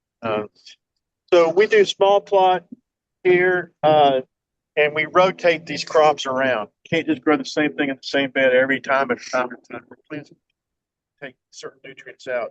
So we move them around. A lot of the brassicas, the lettuces, the greens follow something. It's very specific. This was potatoes last year, so I followed it with a lettuce, brassica. So they are two ends of the growth spectrum. Mm-hmm. So everything gets moved around, and then the tall stuff, they're not weeds. That's cover crop. That's winter oats, winter peas. It's got turnips in there. It's got a mustard in there. The more diversity you can have, the better. Not just, I'm going to put a bunch of wheat out. That's monoculture. The more diverse plant set you can have. So the cool thing about that is pulling nitrogen and carbon from the air. The air is what, 78% nitrogen? So because of photosynthesis, it's pulling those elements out of the air, and I'm feeding my soil. It's free fertilizer. That's dope. And then what we'll do is we'll terminate that by weeding it down to the ground and then plant directly in that. And we'll have a mulch layer. That's our mulch layer for the spring. Those followed. I took some strawberry plant beds out. Those are our tomatoes because they're both acidic loving. So these decaying plants actually become food for the next crop you plant, exactly. Right? Yes, it's part of the system. Yeah, so it's keeping the system going. So you mow that down? I'll just do it a weed eater. I'll go all the way to the ground. I don't want to leave it. I don't want to grow back. And just leave it laying. Lay there. So that's good. I don't have to buy. Just let it lay there and rot. Just let it lay there and rot. Yeah. That's going to feed our fungal turmeric and stuff like that. I just let it die back. Yeah. I don't even just let it. Yeah. So then it's just even healthier. So we do typical table repair. So we've done some collards and our lettuces, our carrot bed's pretty much done, but I've got new carrots going. I always try to keep carrots going. I love carrots. That's pushing through the compaction. But our good soil depth now is about 5 to 6 inches. Before it's an inch, and in 10 years it's about 5 to 6 inches. Nice. Wow. And we're not destroying we're not tilling, so we're not disrupting that soil life that's at the top couple of inches of your soil. When a tractor goes through and pulverizes that soil, that implement has destroyed all the life of everything, soil, killed it. So a lot of people think that like crusting and compaction comes from stuff trampling on it, and a lot of it comes from the rainfall. When you pulverize that soil down to minuscule pieces, there's no voids. When that rain hits it, it pretty much turns it into concrete. It really compacts down. So we try to keep a living root in the ground all year long, capture that carbon and nitrogen, no carbon loss, minimize erosion, and then we're feeding the soil year round. Do you add earthworms? We don't. We do in a couple places, but typically they'll find it. Okay. That's what they did in my raised beds. I mean, literally, I didn't put any worms in there, and it's just full of. You were talking about that. Yeah. We've got some. We do some vermiculture in a greenhouse, and we use those castings and we make compost tea. So we'll circulate it in water, let the stuff leach out, and then we'll put molasses and get the microbes going, and then we'll spray it on our soil. And you said that the land there was a lot of clay, right? We are, yeah. I mean, yeah, that's it's Alabama. It's Alabama. So the fact that you're not needing to add so many more worms is actually telling you that there's a lot of aeration naturally going on in the soil, whether that your root system is healthier or that there are a balance of worms in the soil, or there's a number of ways to look at that. But that's a great sign. We're part of a network of people that they have a project in Africa where they're what do they call it? Like they're rebuilding the water table, the water shelf.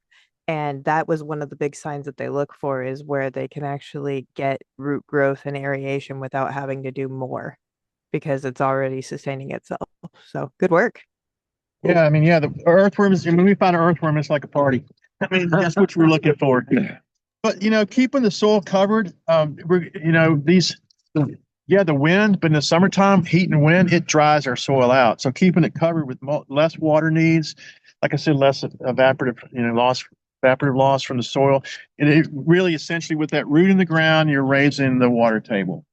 That's another great benefit. All of this is magnesium treated, right? No, sir. You see a blue flag, it's got magnesium treatment on it.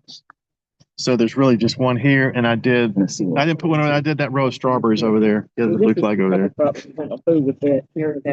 I treated those three little romaine lettuce plants. See what we have. So Scary. in the thing right there, so you can see Any differences in what was here before, what you treated? well. These are some pretty healthy looking garlic plants, in my opinion. These are treated, and this isn't, right? Those are onions. That's a different. Oh, it's onions. I just Okay. did this garlic bed to see what happened. Okay. The reason I asked that question, I'm not a farmer, but it's definitely in green is brilliant. Yeah. That's why I asked. Yeah. You can look at the grass right outside. Yeah. This green isn't the same as now. Yeah, That's why I asked. yeah. The magnesium in the plant you're getting a darker green plant because of chlorine. If I can see that with my eyes, I can imagine what type of makeup it has within that plant. And let's walk over here. Show us which plants are in the cabbage that you treated. Romaine lettuce. It doesn't do well in really cold situations. So But it's out here in a cold situation, still doing something. yeah, it's got some life to it. It's actually got ice on it. It's got ice on it, and it's growing. So this shouldn't be like this right now. What temperature is it there? I think we had said it was supposed to be between 32 and 40 for the Okay. for the day. Allie's saying something.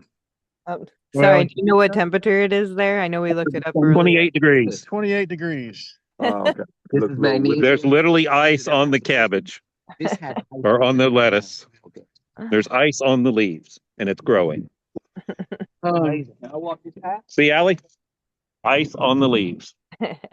How many days have you had cold there right now? What's that? How many days has it been cold? 2? 2 days. Yeah. 2 days. It still look pretty perky. Yeah, and then one thing we had, that's one thing. This is one thing that talk about with you guys. This down here, I couldn't get anything to grow down here. Okay. It was so hard. The rototiller pounced on it. That's rosemary. That's a problem. Yeah, I moved that with the skid steer. I skid steer said that. This is our flower. So we have about 18 different species of wildflowers. And that, to me, simulates the forest floor. I mean, nobody runs a rototiller through the forest, and it does fine. So those are all wildflowers. They will start blooming in April. And it's because it's different varieties. They'll be color here all the way through first frost in November. Okay. And that's attracting pollinators, bees, butterflies. And it's just building a healthy biosystem. And the cool thing is everybody's eye is drawn to that color. So it's not just a great purpose, but it's very aesthetic. So you'll always want to have some We saw that. flowers in your gardening area. That's another thing, for the community garden. Yeah. Yeah. I used to have a garden in Birmingham, and my wife would get cut flowers every week when I went out to work. The vineyards in North Georgia, a lot of them plant roses at the end of the vineyard rows, so that you get more pollination. Well, not just that, but there are certain bugs that are attracted to roses. They're coming, and they're more attracted to the rose than to the vineyard. Yeah, that too. So we found that out. We stumbled on that because we were propagating our roses here and planting them around. And typically, Japanese beetles are heavy into our blackberries, where we put the traps out and all that. So we planted several blocks of roses, and I saw 2 Japanese beetles. I'm like, what is that going on? They went No, to roses. they were all in the roses. So no traps, no sprays, no pressure from the Japanese beetles or blackberry plants. I'll add a lot more flowers again this year. I had it last year, and I could tell a difference. I had okra, filled okra plant. I mean, it was huge, and I had to get a ladder and stand on top of the ladder to cut the okra by the time it's all said and done. But the Japanese beetles were miserable. They love okra. Yeah. So, Yeah.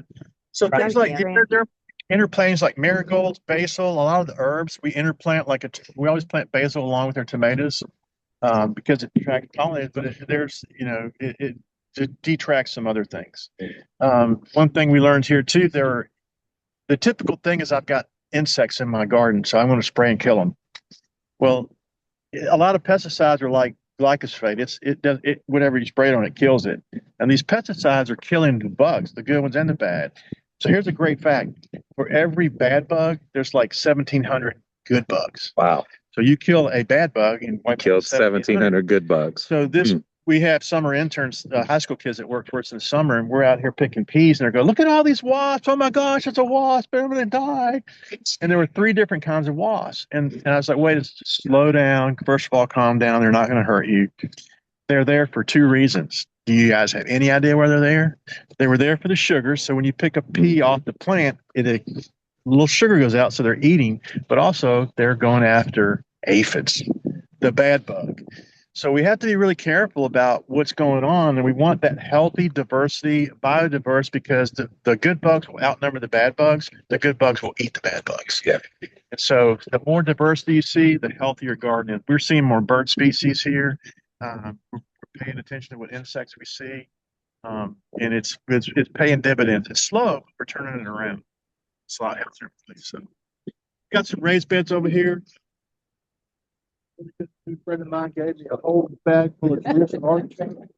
So be careful what you plant, because it'll take over. Yep. So that bed right there. Right there. You end up planting them. Hey, man.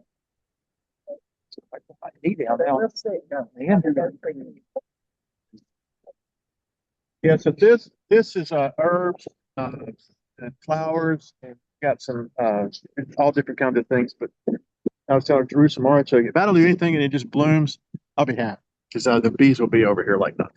Well, that's one of the things. I don't want to completely get them out of my raised bed. Yeah. I'm trying to minimize it now, though, because it does. They're not sunflowers, but they're pretty little yellow blooms that are just beautiful. But they get so tall. I'm not. I have to stake mine up. I'm cool. So Trevor's freezing. Dr. Brandon? He's like, this is not the islands, man. Allie, go ahead.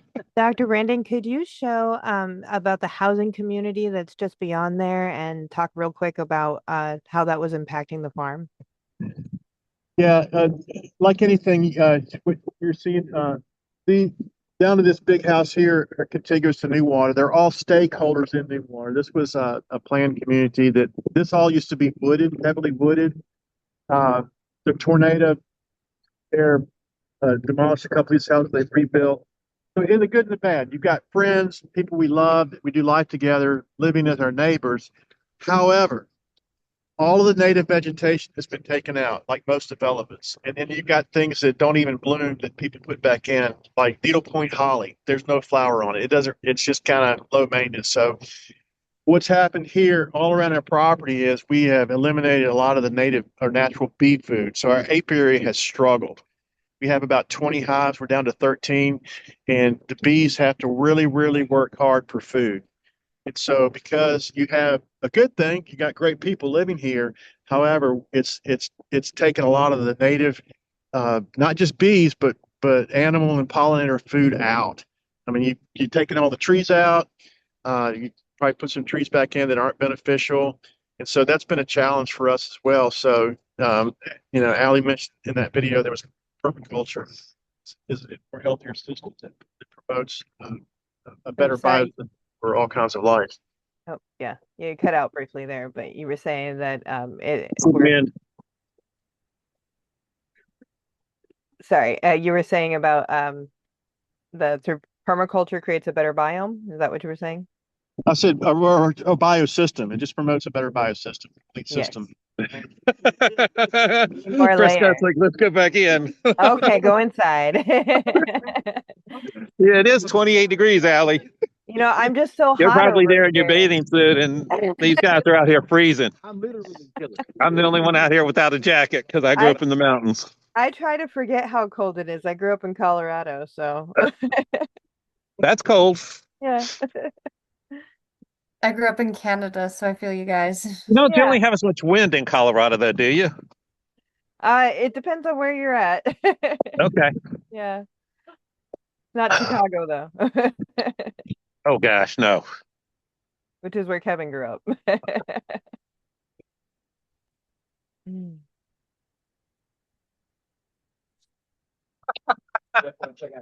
They're just moving back Yeah, inside here. checking out what? And I'm good now. then get a step It back feels up. nice and warm in here now. Our presentation. Got cold. Everything else got cold. But I was holding the camera. My right hand is frozen solid. The camera's pretty frozen solid too.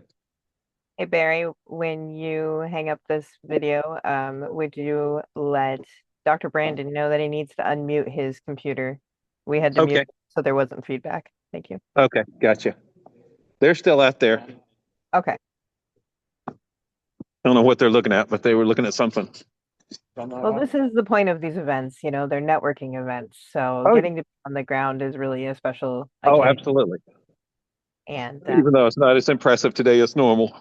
oh well, you know, we have to But you allow can for tell, winter you know, the plant growing with ice on it's pretty impressive.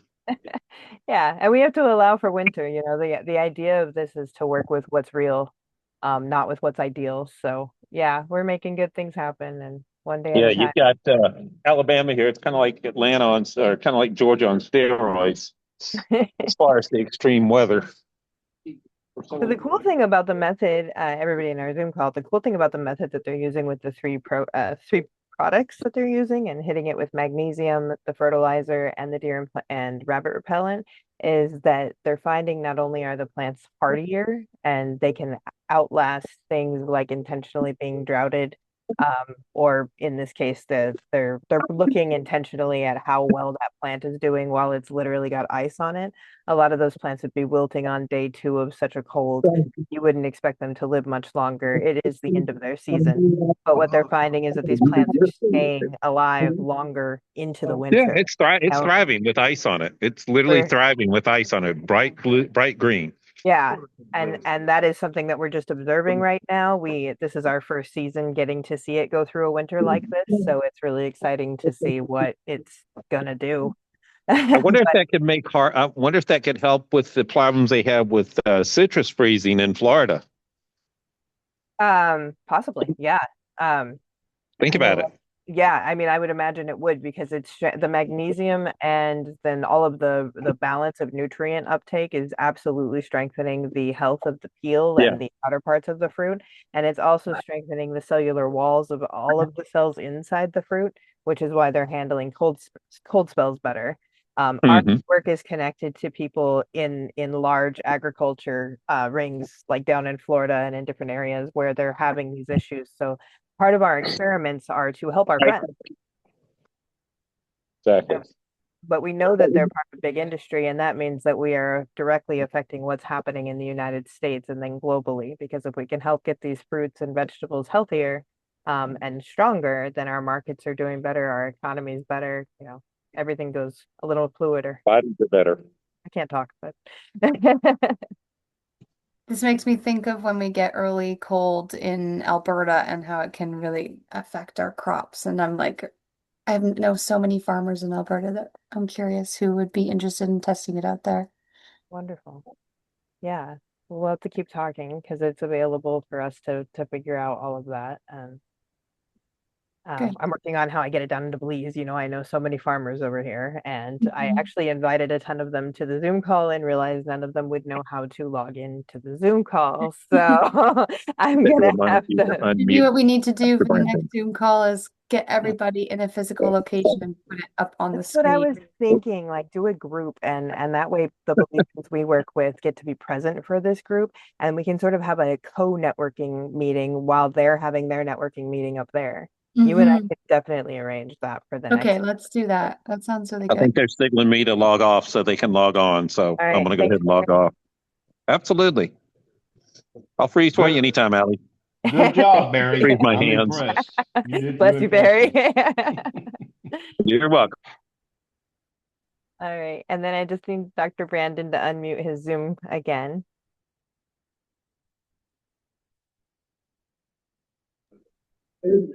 Oh my God.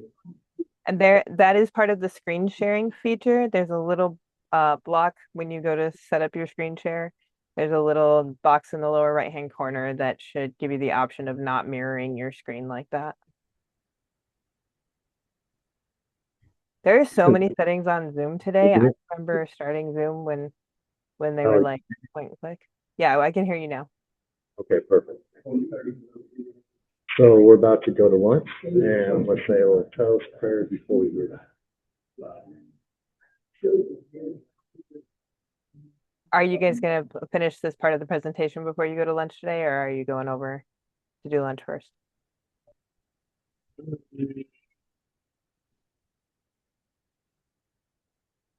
That's a Dr. Brandon question. We can do it over lunch, or we could do it over lunch if you want to. We could eat and keep going. We get it. You're the boss lady.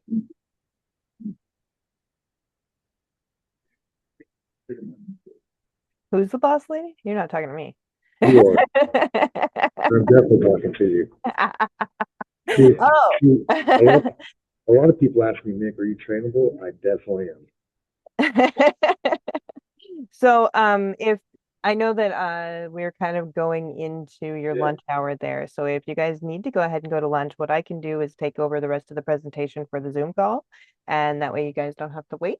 Or you're welcome to come back after lunch and be a part of the rest of their call. Yeah, I think everyone here is pretty ready to eat. So if I can just say a toast / prayer, send everybody on their way, and you can continue your presentation. Wonderful. We could rock it like that. Wonderful. Let's do that then. All righty. All right, everybody, I invite you all to join us back to the event center, which you guys are currently located in, where we continue our talk after our lunch break. So if anybody can just take your seat, I'm going to say a toast and prayer. Sorry, I gotta hold both microphones up close.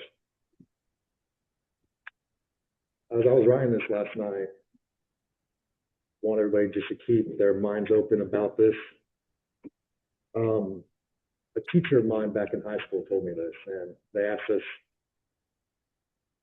who we want to be and what we want to do, and this is kind of what I jotted down.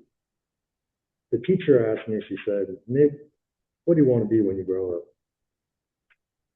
I said, ma'am, I am what I want to be. She said, Nick, what do you mean? I said, well, ma'am, I am a zero. And she said, now stop that right there, son. You don't talk like that in front of me. You're more than that. And you are not nothing. You're not a zero. I said, ma'am, you missed my words. I said, I am a zero. I stand behind things and I add value. And I take nothing from anyone. I am a zero. Just because you don't perceive my worth does not mean I don't have it. So you can look at me less, but I know I make everything more. Just like my father before him, and just like our Lord and Savior. People smile at the gym every day. So I want you all to say it with me. I want you all to be fine with being a zero. We take nothing, and everybody here is going to add to this. I can guarantee you on that. At the end of the day, we all bring in something that nobody knows. We all have niches, specialties of that nature.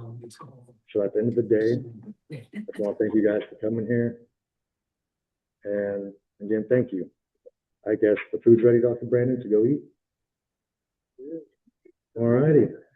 Okay. As soon as we grab our food, we're going to come back, and Dr. Brandon's going to say a short prayer for us. Thank you, Nick. Hey, thank you.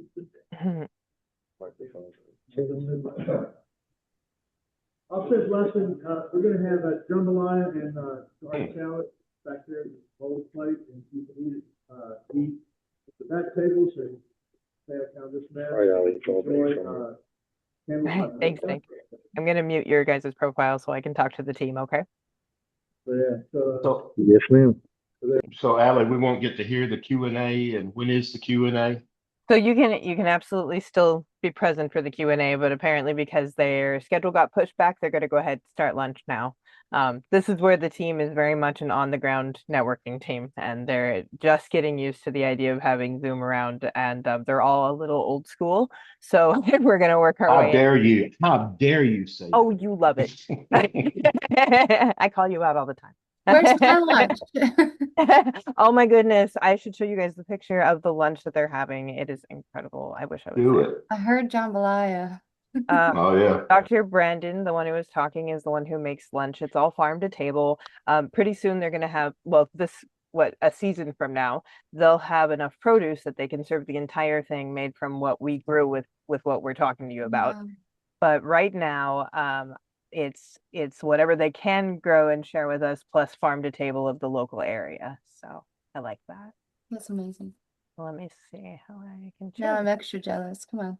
Oh, I love it. I'm enjoying this. You know, it's clunky because we're all just figuring our way through it, but we know what we want to build and we know where we're going. So, You know, it's not clunky is the regenerative farming. right. They got that down to a science, so I don't mind if it seems a little clunky. And I've told them you don't invent, reinvent anything. You're here to connect with people over just a dynamic truth. So you don't actually have to sell anything. You're not making anything new. You're here to connect, and so it's not as intimidating. But this is what they're having for lunch. I'm super jealous. Looks so good. Yeah. And Dr. Robert Brandon is a great chef from what I have seen. I haven't gotten to go there, but him and I have a lot in common. He's running the event center over there, and I ran my event center in Colorado for a number of years. And yeah, life is good. I get to meet with these people and connect, and someday they'll fly us up there, and I'll get to actually go and partake in person, and maybe all of you will too. They've even talked about flying down here, so Yep. we could start having some cool meetings in different parts of the world. Our network is vast. It goes well beyond just those people there in Alabama. Several people at that table or who are normally at the table come from other states in the area as well. And yeah, it's a really cool team. Phil is one of my connectors that brought me into this. Our mutual friend Buck is my main connector, and we're all just kind of finding our way together. Very cool. And here's a geographical advertisement. Since they're having jambalaya, on that same lake is a beach and restaurant called Kalija. And Kalija, quote unquote, was a wooden Indian. And Hank Williams Sr. wrote the song there at Lake Martin. And it's about Lake Martin and Kalija, the wooden Indian, and jambalaya. How'd I do, Adam? Yeah, you did get it. Bill is the history buff. He can tie anything together throughout history, and you will learn all kinds of interesting things through him. So you should grab his number and pick his brain because he loves to talk about it. Worthless knowledge. It's free. It's not worthless. He actually knows a lot too about the area down here, Sam.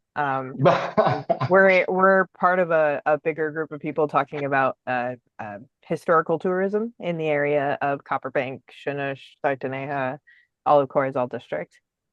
So it's Sam, are you familiar with Lowry Bight? I'm sorry?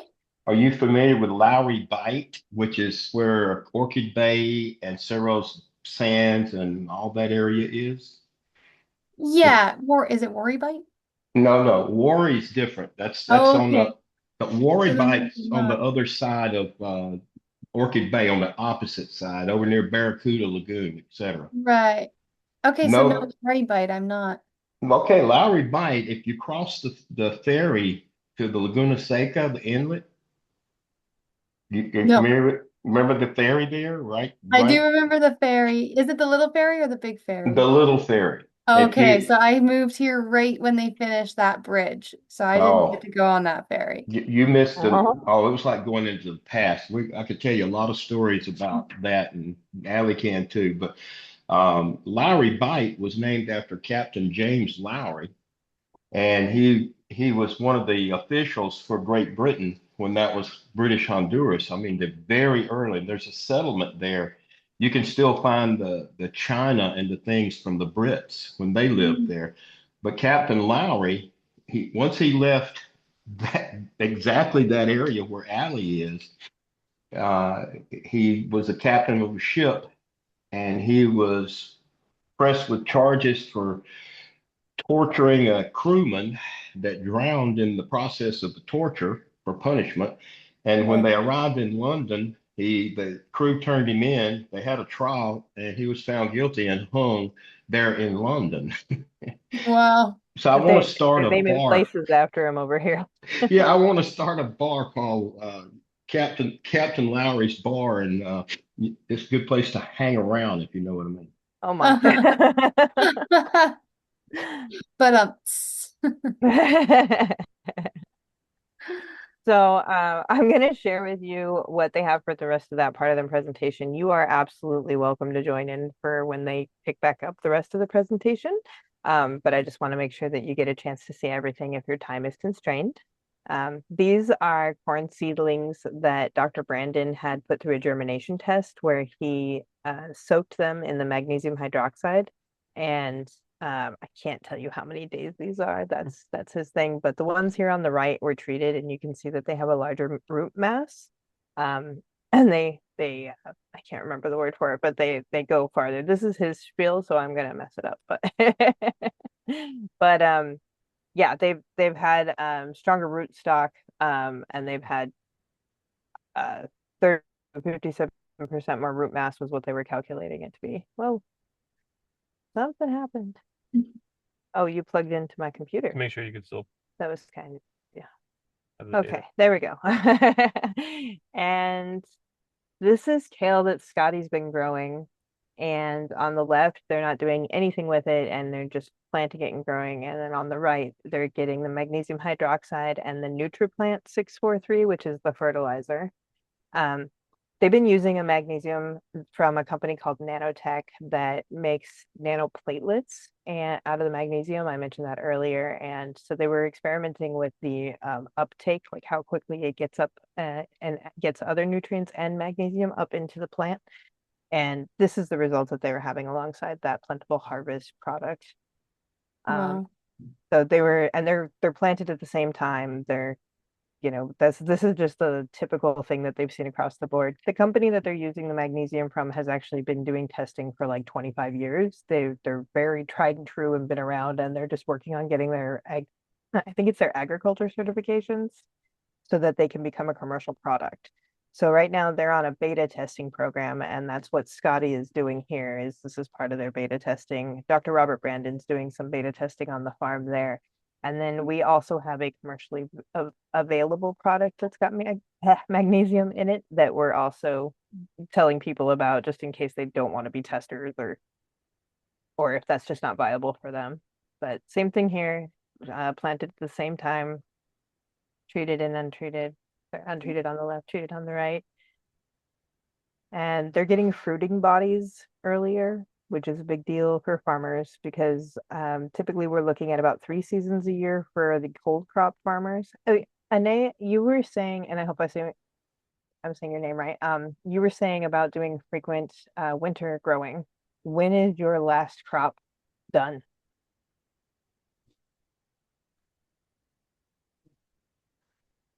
I don't know if I'm gonna get her. But yeah, I mean, there's a point where obviously the plants just don't really grow anymore, or they overwinter for the rest of the season, and then they'll start back up in the spring. And somebody in the group was talking that they had been doing testing with a while ago was talking about getting a fourth season out of I think cantaloupe while there was frost on the ground, and that was one of their crops that always had a hard time with frost. Mm-hmm. Wow. Their sunflowers grown at the same time have a substantially different height, and this one's harvest ready. So Mm. yeah, that's what they're really excited about for financially for working with farmers and meeting them where they're at, being able to get a higher yield in the same amount of space, whether it's more fruit per plant, which they're seeing, or it's more harvest per year per season. Yeah. Yeah. There's So actually a sunflower farm in Alberta and they create like a sunflower maze. It's just kind of like a corn maze, but with sunflowers. And they've had multiple years where it's been too cold and the sunflower maze is like hip height. And so obviously it's not a very good maze. And so I'm thinking like this would be really good for them. yeah, that's actually really cool. That would be neat to work with them and see if they could get their sunflowers up higher. Yeah, do you do presentations like, if there are farmers, especially in Alberta, that I can get connected to? Is there space for them to join these presentations? Absolutely. Yeah, the point is to have the conversation with as many people that want to come to the table. You know, we figure we don't know everything. But we found some things that are working for us, but we like that we're connecting with other people and we want to share the information. So, yeah. Cool. Invite everybody. The link that I sent you is a permanent link for these meetings. And the next one will be February 5th. Okay. And it's the first and third Thursday of every month. Okay, great. And then they've got these bell peppers that they stressed that they droughted. They didn't water for 7 days. And when they started rewatering them, they came back well. They had already been pre-treated with the magnesium hydroxide and the NutriPlant. And this farmer felt that the plant would have died otherwise because it was obviously in bad shape. And the cool thing on the bell peppers is that they were getting like 11 to 15 fruits per season on their bell pepper plants, which is apparently an industry standard. And on this plant, when they treated with a magnesium from seed all the way through its life, they got over 325 fruits. Wow. And we saw something similar on Anaheim peppers. And this is years ago, not working with their magnesium, but I was working with magnesium years ago. And I had an Anaheim pepper bush in Colorado and I got like 500 fruits off of it and I didn't know what to do with them.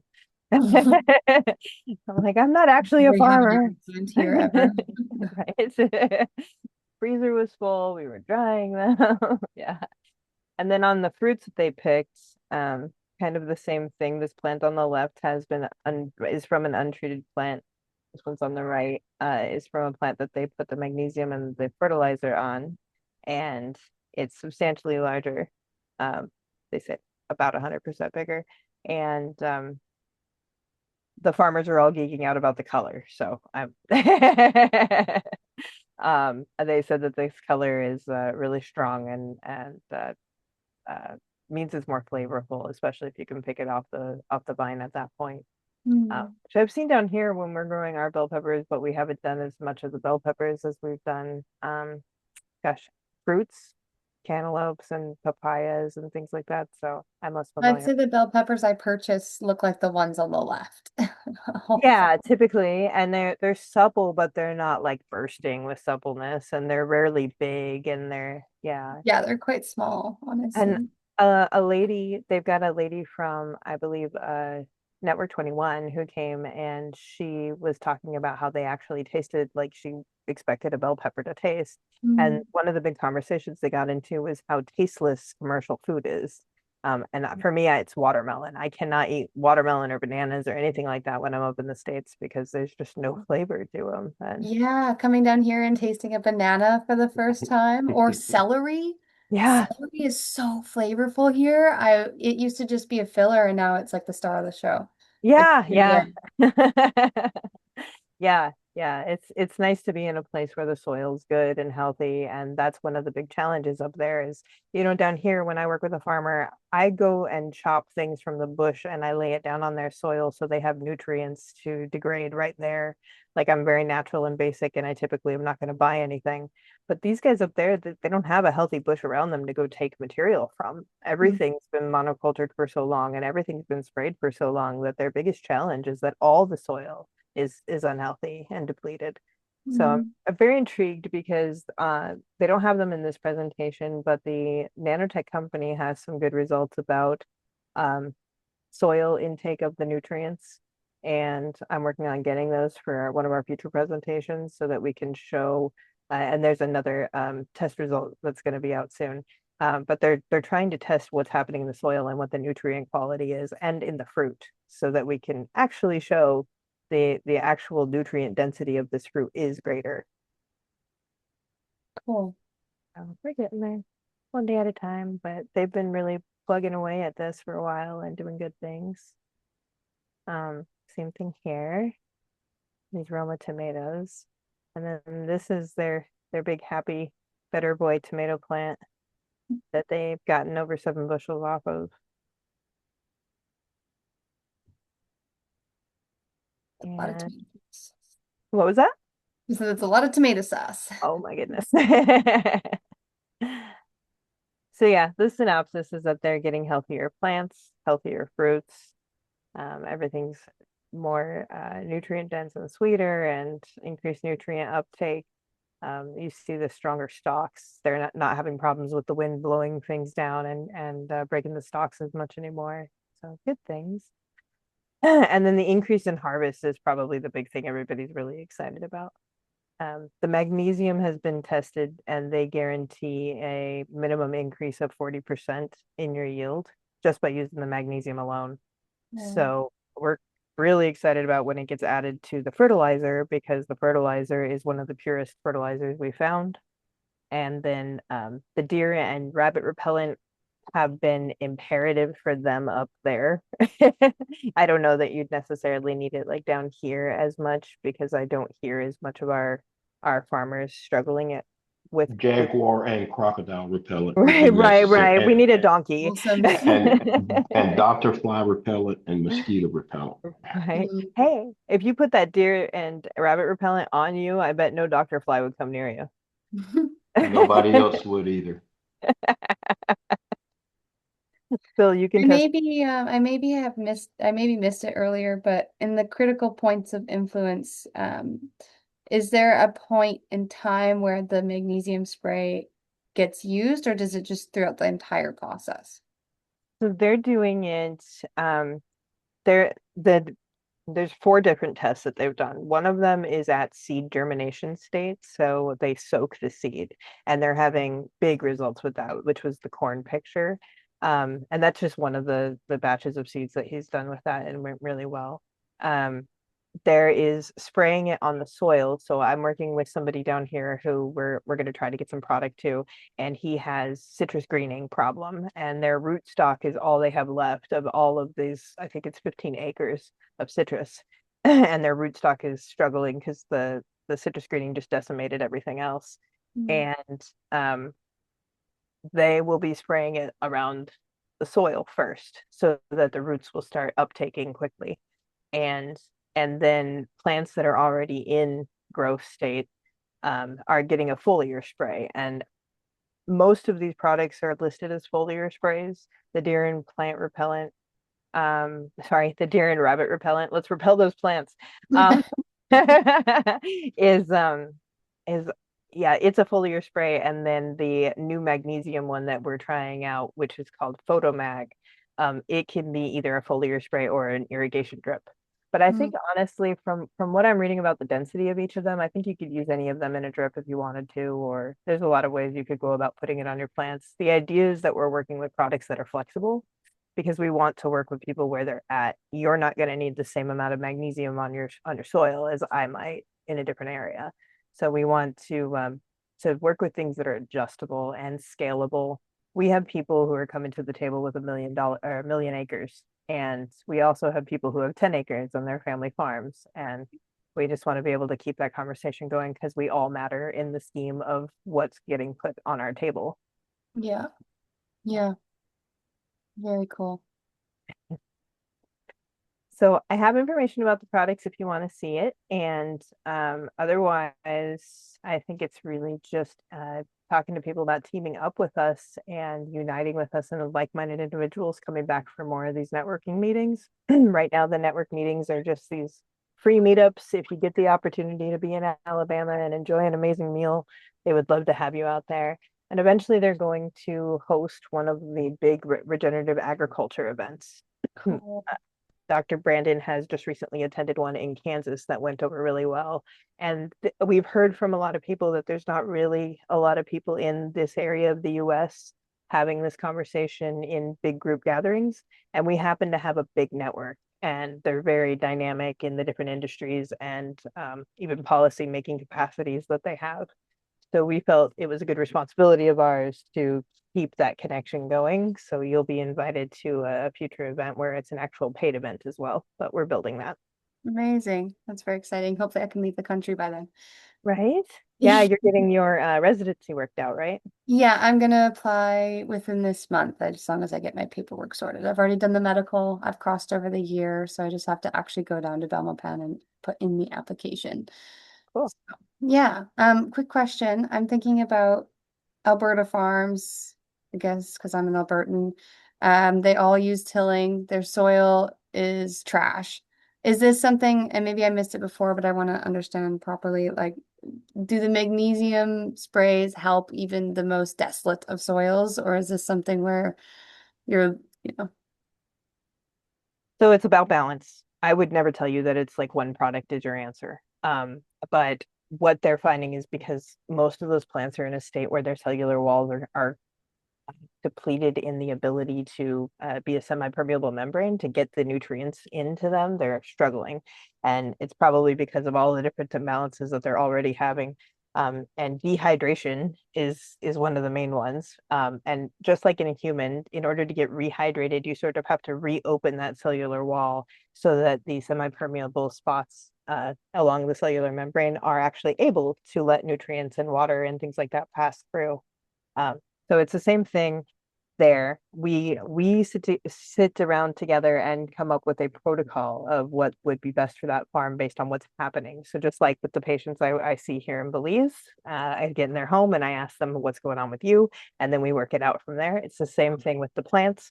So it's not super complicated, but if I heard that, their rootstock was completely depleted and they were really struggling, there's probably a baseline they would suggest uh, of the fertilizer and the magnesium to put on it and just start with that. okay. And I'm not the best person to give you those exact ratios and numbers, but the guys are, and I can take the information or we can connect you or But whatever. anyone that has a farm and is interested in hearing new answers is able to come to the table. Absolutely. Yeah. Okay. Yeah. Cool. Yeah. Yeah. So I'm glad you were able to come out today. And Yeah, me too. This is so exciting. well, I'm excited to further the conversation with Belizean farmers. And, so many of them want to do better in terms of what's happening to their land long term and what's happening to the jungle. And they don't Mhm. necessarily know how. So if we start having the conversation and we can provide solutions based on where they're at, then I feel like we're accomplishing great things with our humanitarian work. One Agreed. of Is there speaking of that, Go ahead. one of our friends who's a farmer just pulled up as you're on the call a moment ago, asking about scheduling a time to talk to you about agricultural solutions. So there's Tom. definitely a desire there. I saw the truck pull up. And is that like, maybe this is a silly question, but is it typically the Belizean community, the Mennonite community, a mixture of both? Are you seeing an openness in the Mennonite community around? It's absolutely both. I've been here 8 years, and I've had so many amazing conversations with every walk of life of people that live here. And many of the Mennonites assume that because we're from the north, we know better things about agriculture because they know that it gets shared around. So I've had the opportunity that people open that door quite frequently. And they're like, "Have you heard about, how to take care of my beans? Because something's going on with my beans, And so a lot of it's like, okay, I don't know the information myself, but I do know how to research. And Mhm. I do have people to talk to. And so that's been a lot of our sharing over the 8 years is I've learned because I've asked and I've helped connect them to people who know or people who have experiences. So Yeah. there's this other group that we're looking into, and they pair a regenerative farmer with a newbie. And I'm Very cool. loving it. I'm like, that'd be really cool because they're just like buddies who help walk each other through the regenerative process. And It's so smart. I wonder, I keep thinking about the jungle that they've just cleared in between you and me, and I'm like, but it looks like they're gonna farm there. Maybe we get them before they start. yeah, You've already yeah. cleared the jungle, so we can't go back there, but maybe we can make better, healthier food. Well, one of the first things that I started doing when I realized that this was a better practice was I started talking to Mennonites and Belizeans about keeping the tall trees. And not only does that improve the situation for the birds, but it directly improves the situation for the cattle that they're going to put on that land, or the plants around them are going to have better nutrients, even if it's one lone tree, it's better than none. And so we've been doing things like that, encouraging that. When people come to me and says my crops are dying because of the heat, I almost always will say, go put a palm leaf down in between every plant, and that's going to help quite a bit. Like just getting those nutrients back there, but also protecting the roots from the sun, because most of those roots are very shallow in the way that they're planted. Okay. You and Yeah. I need to get together when you have time to Yeah. chat. Yeah. I'm excited to Yeah. see you again. Yes, it's great to see you again too. Let's have a conversation soon. For sure. So this whole meeting will be available on a recording, and I can make sure I send it out to everybody. So if you don't want to stick around for the end when they actually come back and everything, you can always see that later. Okay, And that's good. I do have to hop off and do some other meetings that are coming up soon. So yeah. sorry for the recording. We're just chit-chatting here. Forgot about that. But this has been so great. Thank you so much for inviting me. Thank you for coming. We appreciate you, and I hope you have a wonderful day. And yeah, we'll see you soon. Okay, so see you soon. Bye, Sam. So yeah, Anae or Art, I don't know if you have any questions with where we're at. I can show more of the slideshow and about the product if you're interested. I don't want to completely sidestep you, so let us know what we can do to meet you on this, or if you'd like to wait for when the group comes back.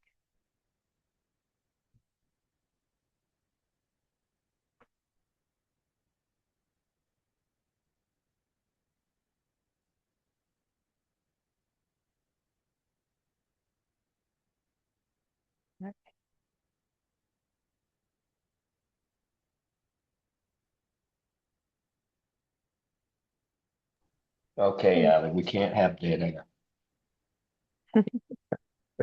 We don't get to talk very often.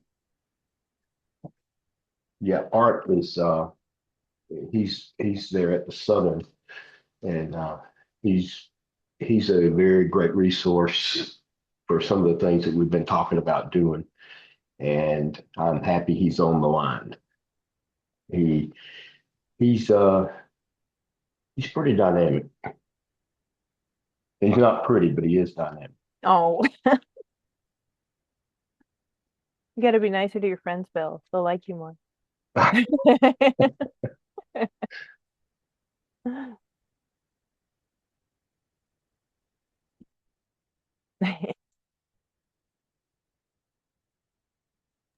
You laugh because I'm muted. I laugh because you're funny. Oh, When are you coming back up to Alabama? about the 1st of February, something right in there. Okay. That'll be good. Family gets a little more time with you. I need a break from them. Don't tell them I said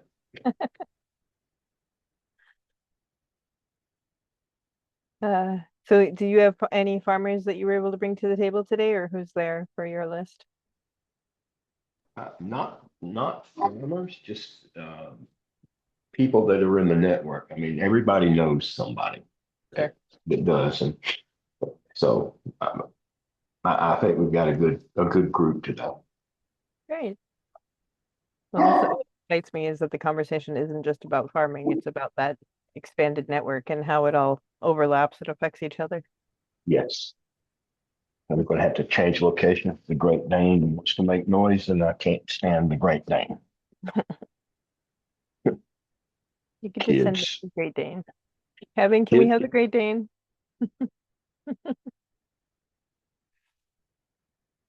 He didn't say no.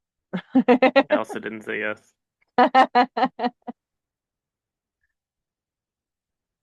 I was trying to get the big dog from the front yard the other day. This dog is so big it would be like having another full-grown adult in the house. Sorry, in the bus. All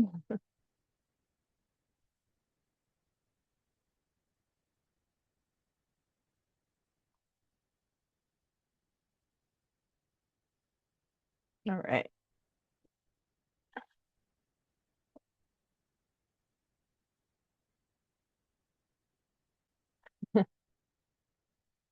All right. So yeah, Art and Anae, if you're still on, I'm just gonna let it just kind of hang out till they come back from their Zoom chat or their, sorry, from their lunch.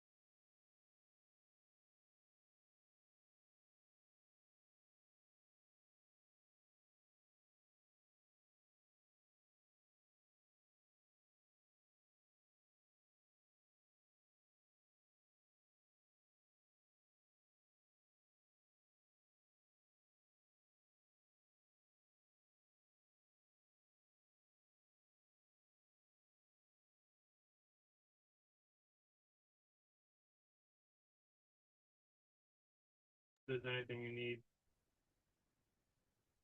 Are we like halfway or?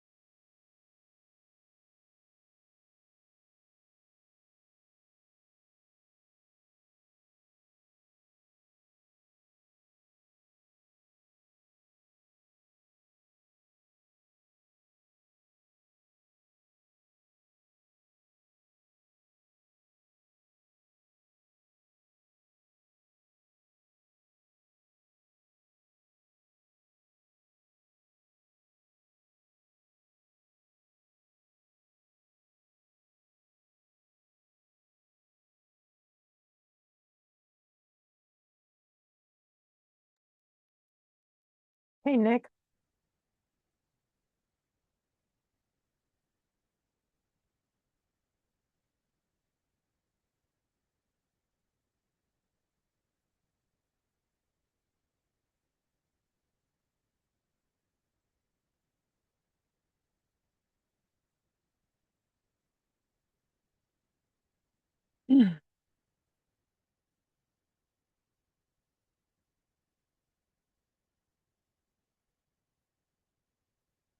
You mind if I'm passing through here? Yeah, I mean. Do you want us to unmute, Valley? What was that?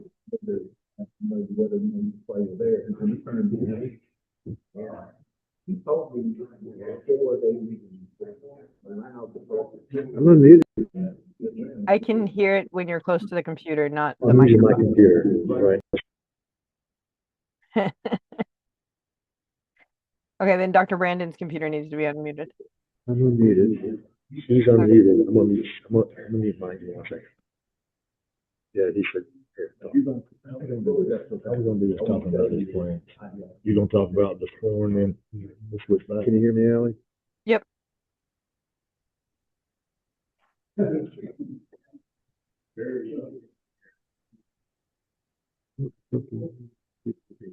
Return the meeting.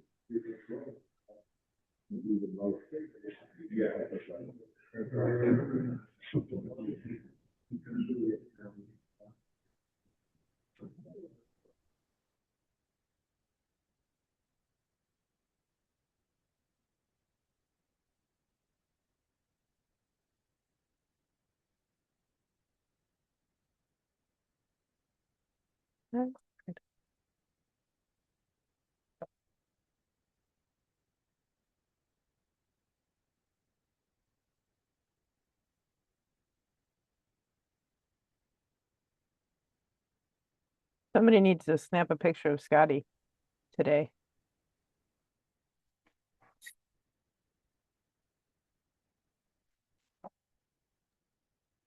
Can you hear me? Yeah. Can't hear you. You can't hear me. There you go. I got you. Yeah, there you go. I'm coming through loud and clear. You're coming through. It can always be a little louder. I don't know if you're able to adjust the mic settings. Check 1, 2, 3. Mic check 1, 2. Can you go any louder? Check 1, 2, 3, 4. That's Check better. 1, 2, 3. Yeah, just keep talking louder. Okay. Now I want to share the screen.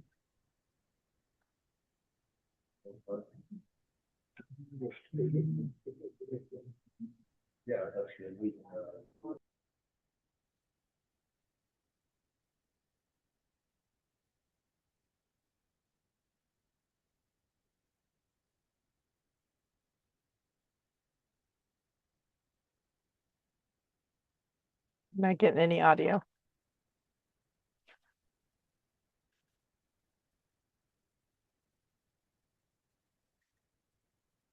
Dr. Brandon.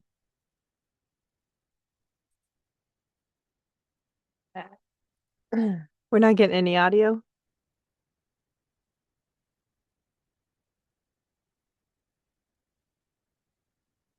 Ooh.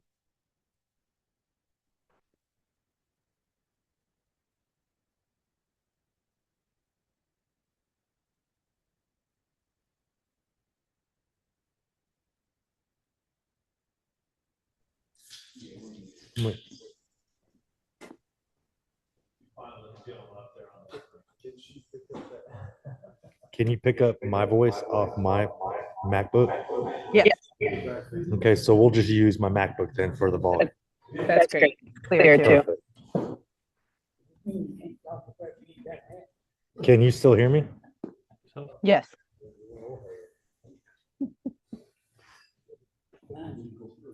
Can she hear you? Yeah, she can hear me. Okay.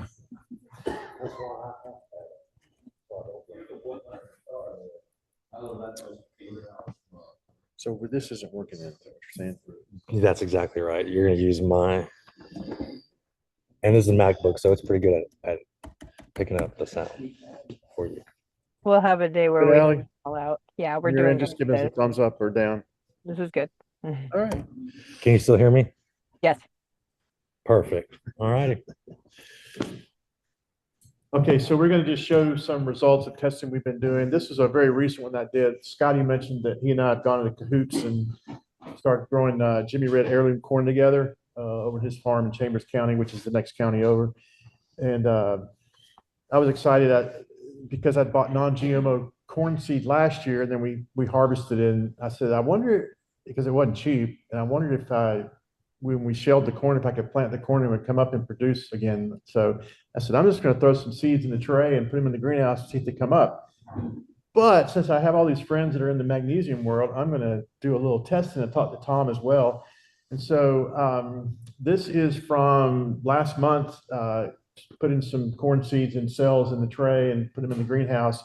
So the one on the left is the control. So it's just the seed going into the seed tray.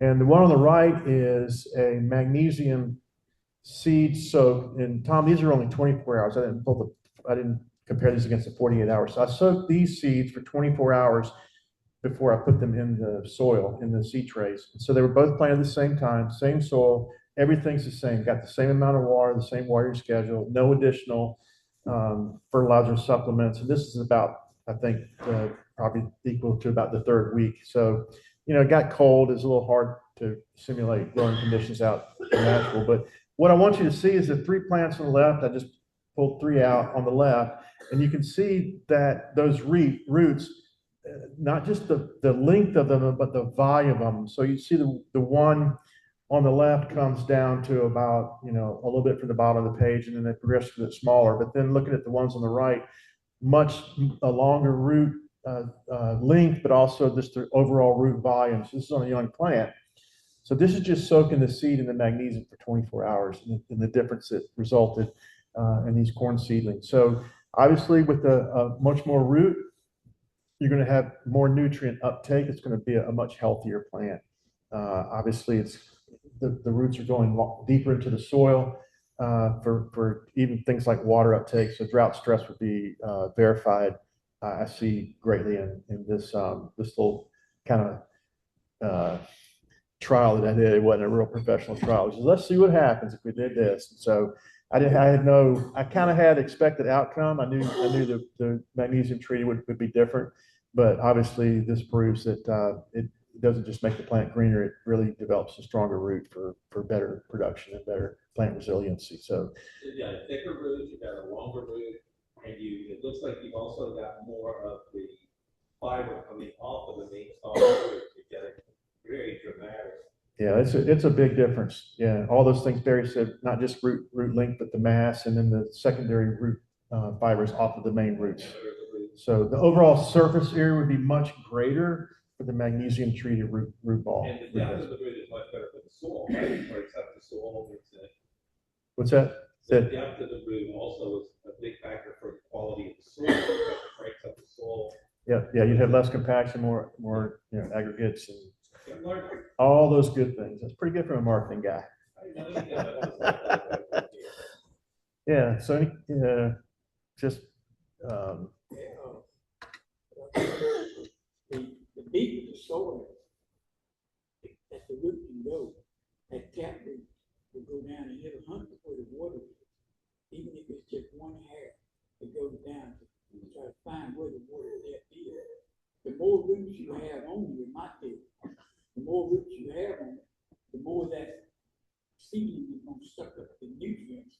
And that nutrients has got to go somewhere. It just don't make the stalk bigger, but it can produce another year. So what Tom was saying, that root going deeper is it's gonna search out the water, but it also doesn't just make a healthier plant. You may have for this corn, we may have a second ear where normally we just have one. So more water flow, more nutrient flow. The plant wants to produce fruit, so it's helping it do its thing better. It gets in it's accelerated growth cycle. That's where you get your growth, and that's where you get your blackberry. Yeah. So accelerated growth cycle. This next one, I'll just talk through real quick. These are some trials that Scotty performed actually at his house on the farm. And so you see, this is a kale plant, which does well in this climate. We can grow. I've got a bunch of kale out there. It usually does well. So these, I believe, were plants that you purchased from co-op or feed store. Same time, planted in the same soil conditions. The one on the left was untreated, and you probably did because it was a transplant. You did a foliar spray or a soil drench in those two boxes. In same plant initially, size wise, planted at the same time, same soil, same treatment, except for magnesium and the NutriPlant 643. And obviously, there's just a little bit of difference there. I would say there's no comparison. I mean, we were trying to put percentages on this the other day, and I'm like, oh, 10,000% maybe. You can see as two little spindly clumps, and here you've got two plants that are fully mature. And think about some of the global crisis and transfer this across, not just for kale, but if you were a village trying to feed your family and you had two little spindly plants, I mean, that's going to be tough. But if you got really healthy producing vegetation or something like a kale or brassica, it is a much better situation. So there's a kale trial. Similar with cabbage, untreated, just again, magnesium, hydroxide, and NutriPlant were the two additions to these. These would have been transplants, not from seed. Now the control was had NutriPlant put on it. Oh, I'm sorry. Oh, I didn't know that. With the addition of the mag. Yeah, so the mag was just on the right side, correct? So you can see that I'm going to fertilize my plants like normal. They're kind of healthy looking, but the addition of the mag actually has a cabbage head there. So we just estimated, just look at the pictures, at least 400% margin, but actually a harvestable. Otherwise, you're going cabbage leaves. Now you got a cabbage head. So you're just looking at the cabbage head versus no cabbage head, probably more than 400% margin. Right, yeah. And I imagine maybe the untreated might produce a cabbage head. It will eventually. Yeah, at some point, but yeah, but at that point, how big is the other cabbage head? Yeah. Already. Yeah. This is one that has been shown in several meetings, and we tried to clear some things up. So this is sunflowers. Sunflowers, obviously, for wildlife, but also for ornamental. So it could be a cash crop. So Scotty planted sunflower seeds in one row, the one on the left. You can see after 35 days, he took this picture, and you have probably about a 14-inch tall sunflower plant. There's no flowering. It's still in a vegetative growth. The one on the right treated with magnesium hydroxide and the NutriPlant treated at seed. So put the seed in the ground, then treated the plants on the right. After the same amount of time, 35 days, you got almost 100% growth height difference, 27 height, but the flowering, and you can see not just the mature flower there, but you can look at the other plants and see there are multiple flowers. So after 35 days of growth, he could sell this plant as ornamental for decoration, where on the left side, there ain't nothing happening yet. So accelerated cycle of growth, but also much more fruiting and flowering with the treatment of the mag and the NutriPlant. This is one we talked about, bell peppers. This one was really interesting. This is a test that Scotty did at the house. So he had a plant that was pre-treated. This is the same plant, pre-treated with the magnesium and fertilized with the NutriPlant. And, he's probably got a pretty good scientific mind. What if I did this? So this summer, he intentionally drought stressed. He did not give this plant water for 7 days. And the one on the left, it looks dead. And I'm sure he named this plant Lazarus. Yeah. Because it had been pre-treated. After almost 3 weeks of watering, this plant was back to life and back producing fruit. Resurrected. Yeah, resurrected. So, this is a lot of what happens here in Alabama, that you get these big droughts later July and August with heat. And plants look dead, so you yank them out and move on. But this proves that, you know, incorporating these plants into its life, there's hope that, you know, it can weather the storm, if you will. John? So the magnesium was confined to it once in just water, or they're putting magnesium on it every day for 2 days? No. The same cycle that you were using. Yeah. We did it. Follow the same protocol, but then So after. when we initially planted them, we treated them. Then we did, see, at this point, these were, I don't think how old they were. They had been treated about 3 times at that point. And with 60 fertilizer. days, in 60 days, you couldn't treat. For 7 days of no water whatsoever, the plant almost died, even though it was treated. But then by just adding water, no additional treatment.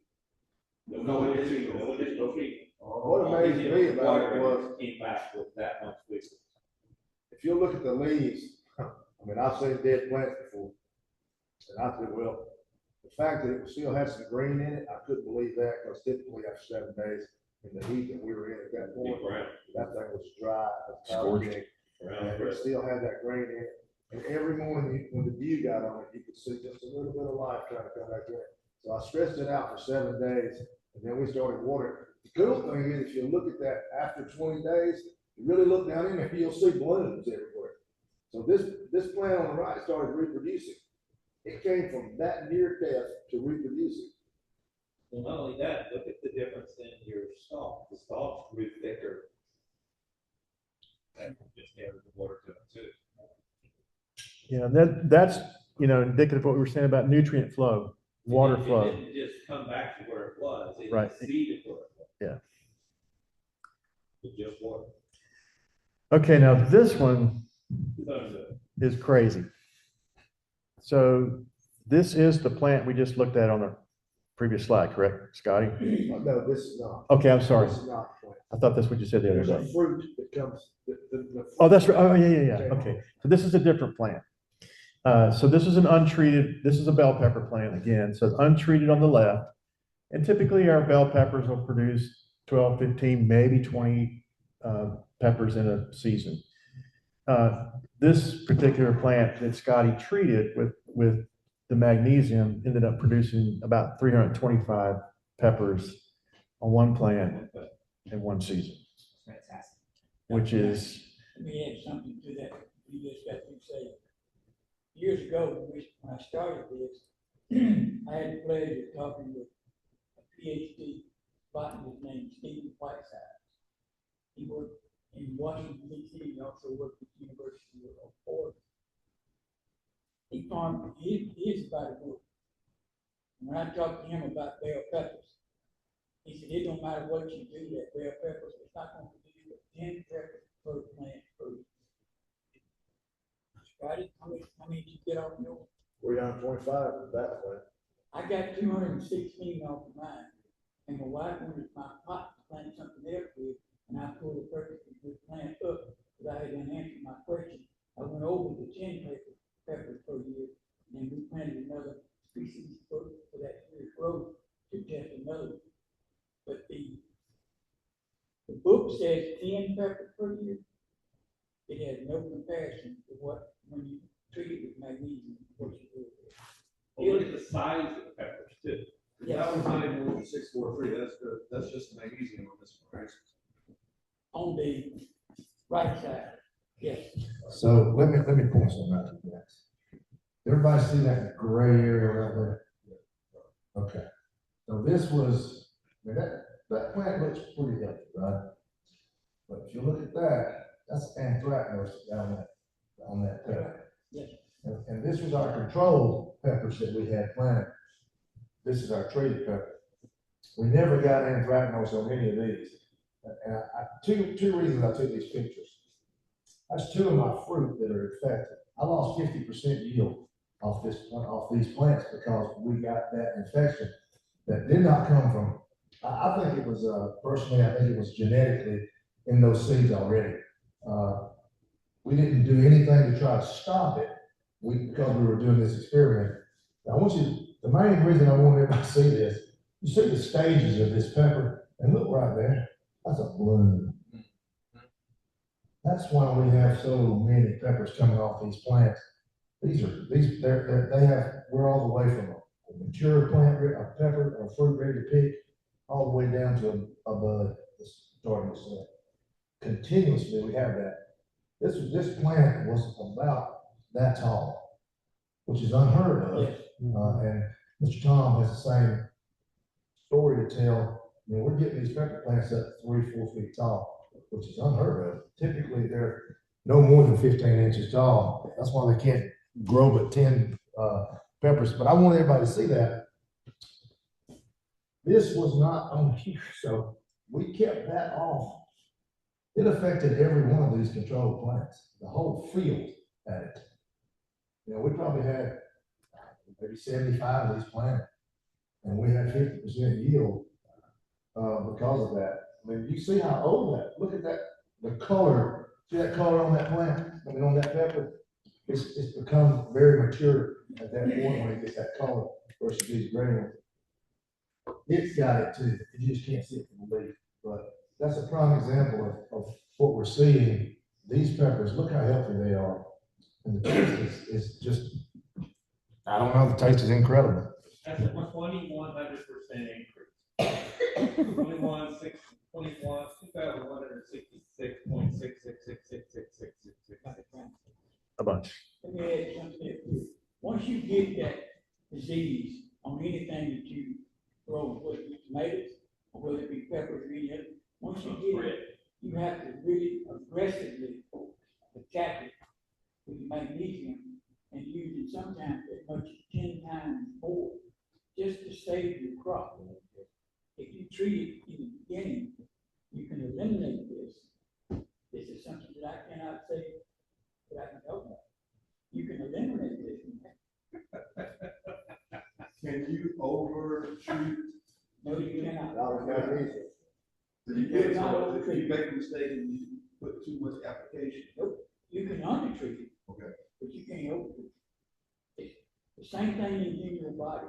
That plant will not take in no more than it can actually stand. If you take it like I do in the mouth every day, if I overload my system, and I've done this intentionally, it's going to give you diarrhea in your body.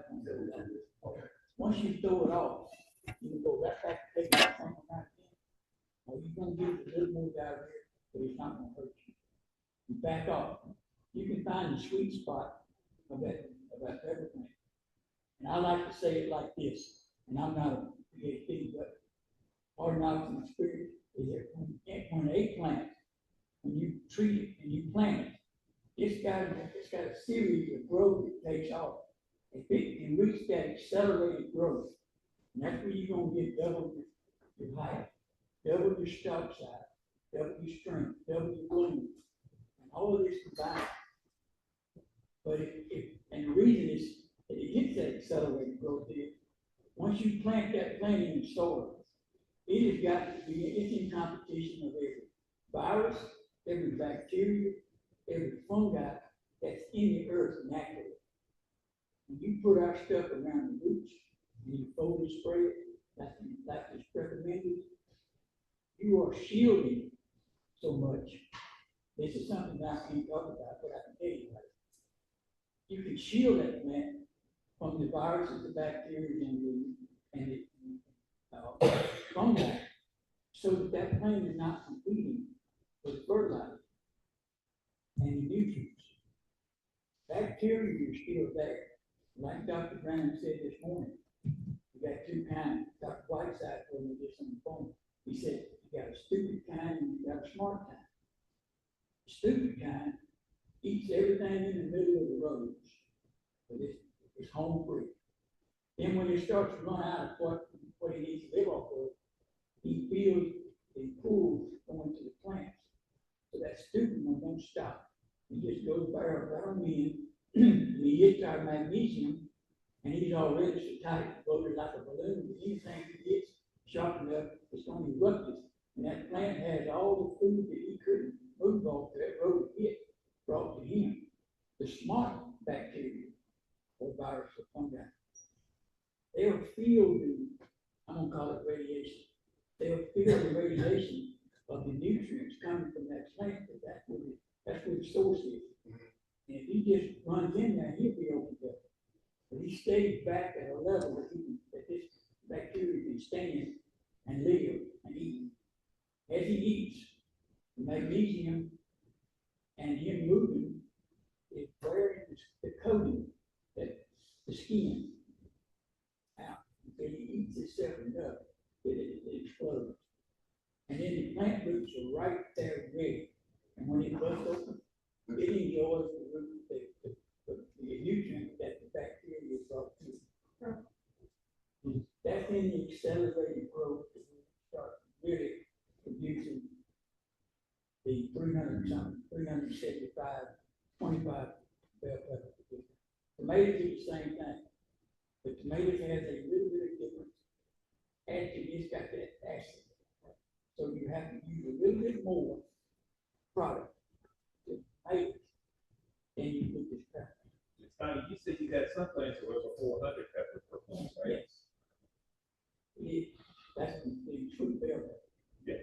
And they're really, let them stay there. They just get sweet. They're getting harder.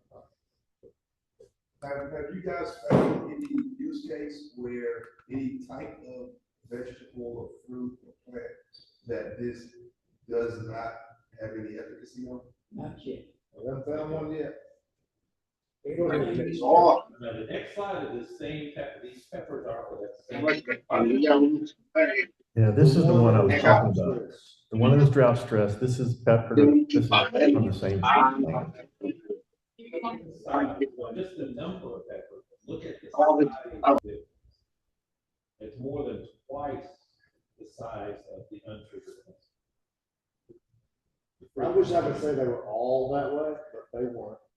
But we had a large number of them that were that size, or in between, somewhere in between that 3.87 and that 7.81.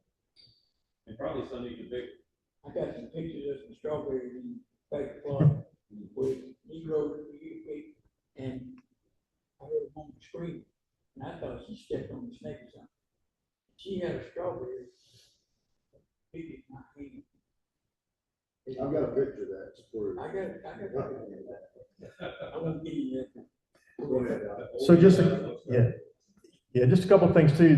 There's a notation about the coloration. That's a maturity. That's a good thing. It's not like the pepper's going bad.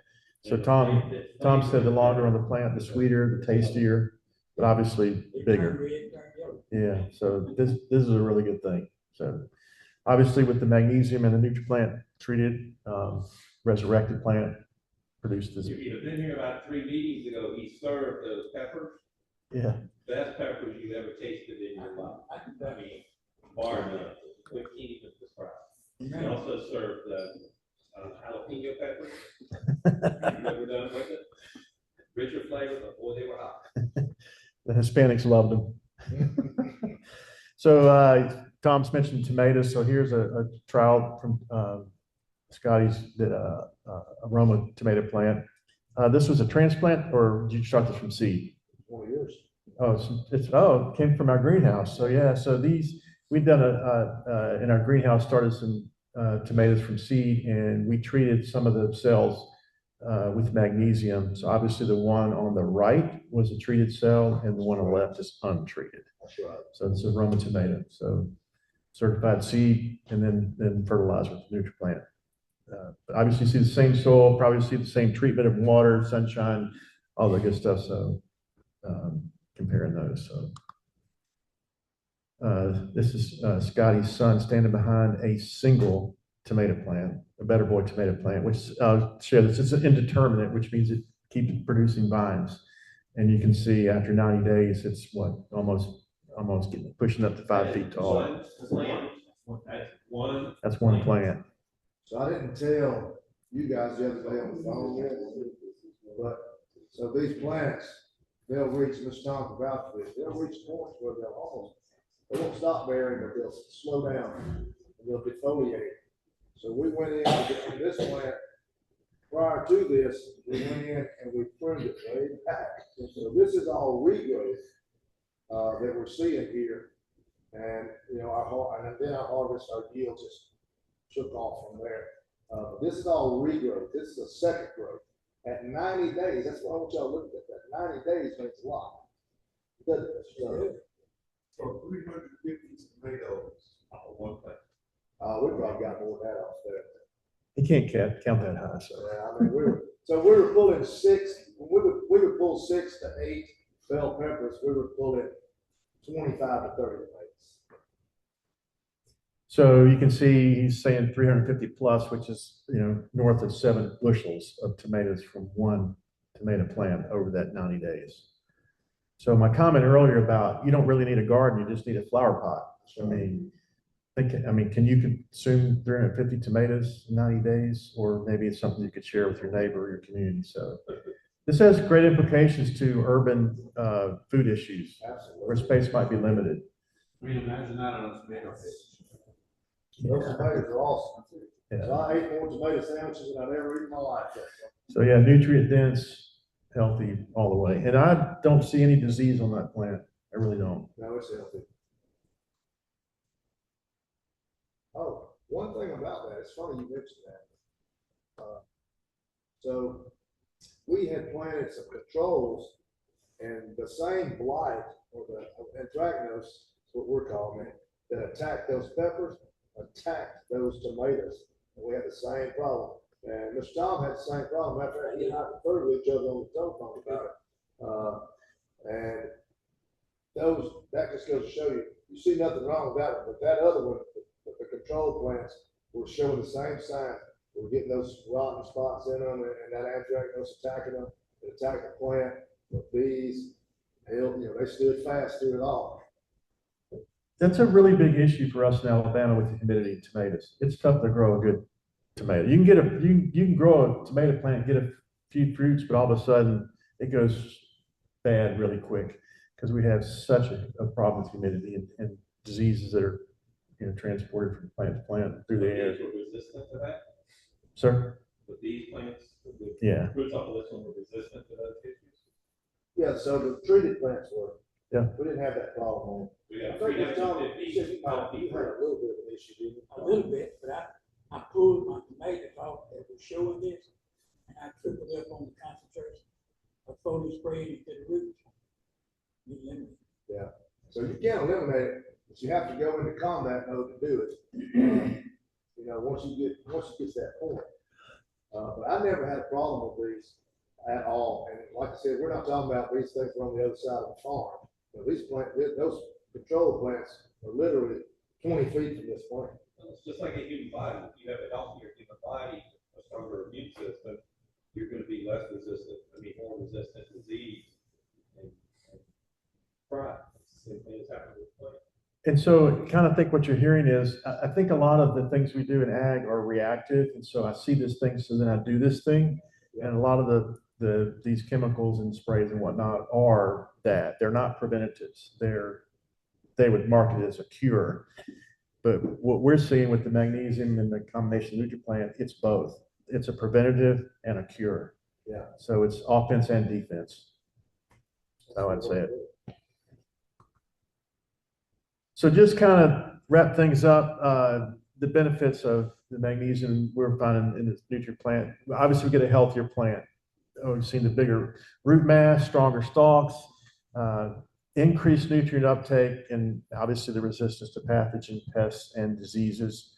The production from the fruit side, we're seeing larger fruits, more volume, tastier, sweeter, richer. Barry tested that with our peppers in our salad a couple weeks ago. Even And the just jalapenos were sweeter, even though they were hotter.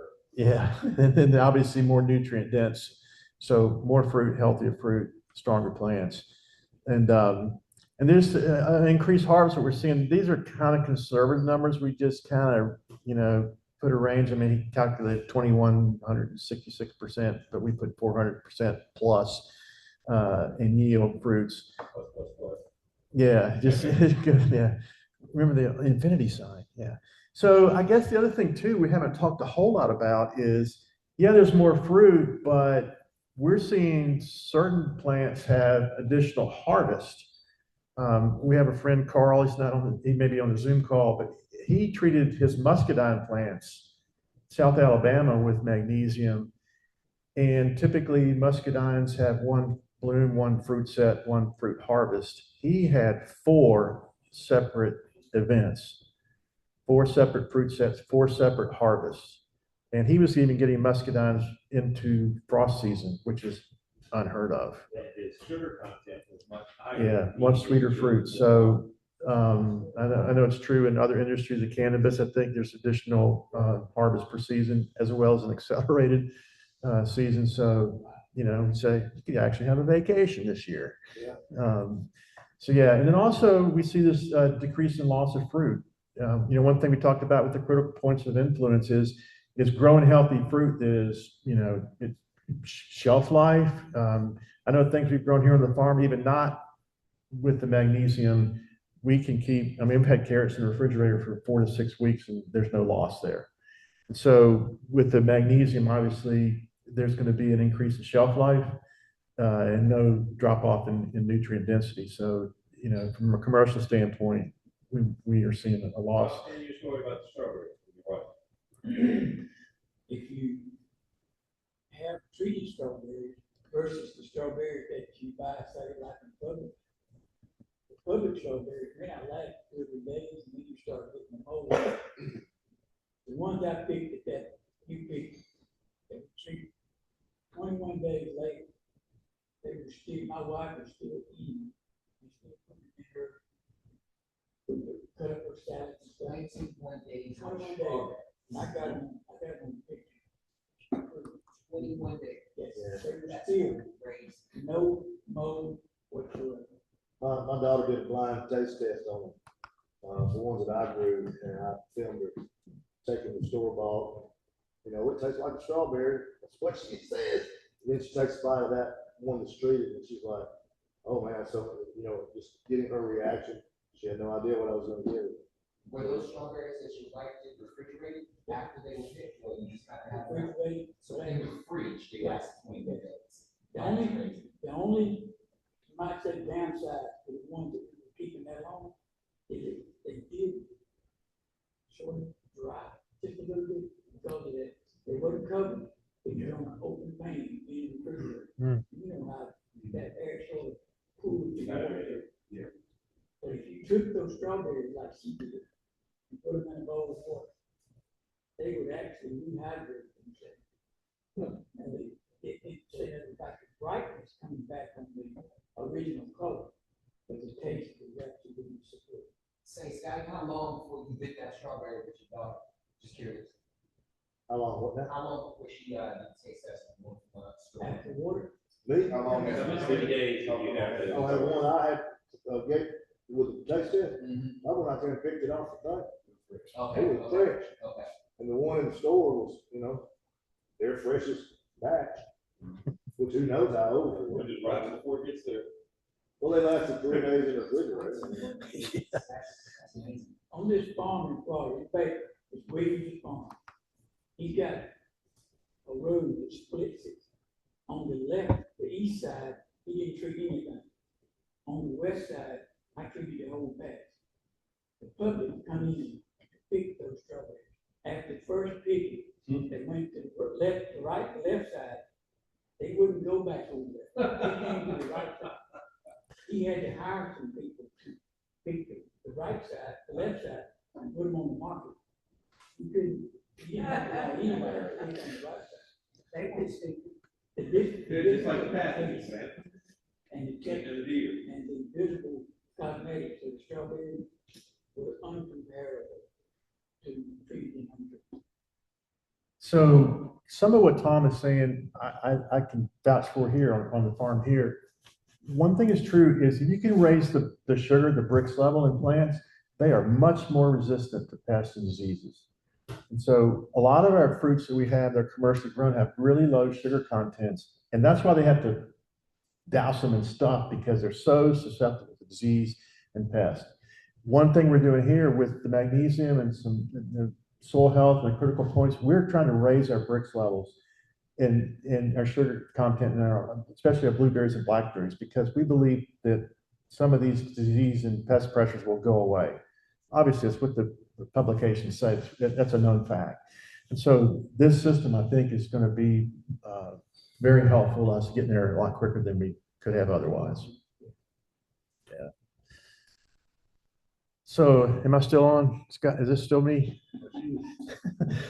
So going forward, we put this 3 system. I mean, you know, you may not need the deer and rabbit repellent. You may, but we believe the magnesium and NutriPlant fertilizer works really, really well together. Like I said, we can mix these together in some of these other supplements and trace element things. We can mix them all together. And for us, it's super cool because it's one pass instead of multiple passes in the field. That's less machinery time. That's less compaction on your soil. Less, you know, disturbance in your orchards. And it's a quick uptake for the plant, this foliar sprays. Previously, the dry fertilizers, you had to have a rain event. It might dissolve, it might not. But this system we find after a year of incorporating here at the farm to be really, really beneficial. And you know, Tom's talked to me about, you know, cost standpoint, and really not because we're small, it's not a huge savings for us, and we're trading dollars for dollars. However, we're going to start having to do less and less because the plants in the soil become healthier and healthier. So over time, it's a cost savings, but also you're building this, like I talked in the garden, we're building soil health. We're not putting stuff on that's, you know, detrimental. It's a little side story. I duck hunted for over 20 years in the Mississippi Delta, and I saw what happened in the Delta with a lot of land going sterile because of the overuse of, we got to put more and more and more chemicals and pesticides out. So they killed the soil in the Mississippi Delta, which is one of the richest soils in the South. And I believe by using these products, we're going to only enhance the soil health for the future generations and the health of the farm. Obviously, the produce and the plants are benefiting, but I think long term, this is a highly successful approach to, you know, killing the soil, if you will. So they're in scalable amounts. We've got an example. Buck can talk to you about the NutriPlant. We purchased it in 2.5 gallons, which I will tell you, for us, it'll last at least a year. And so it's very economical.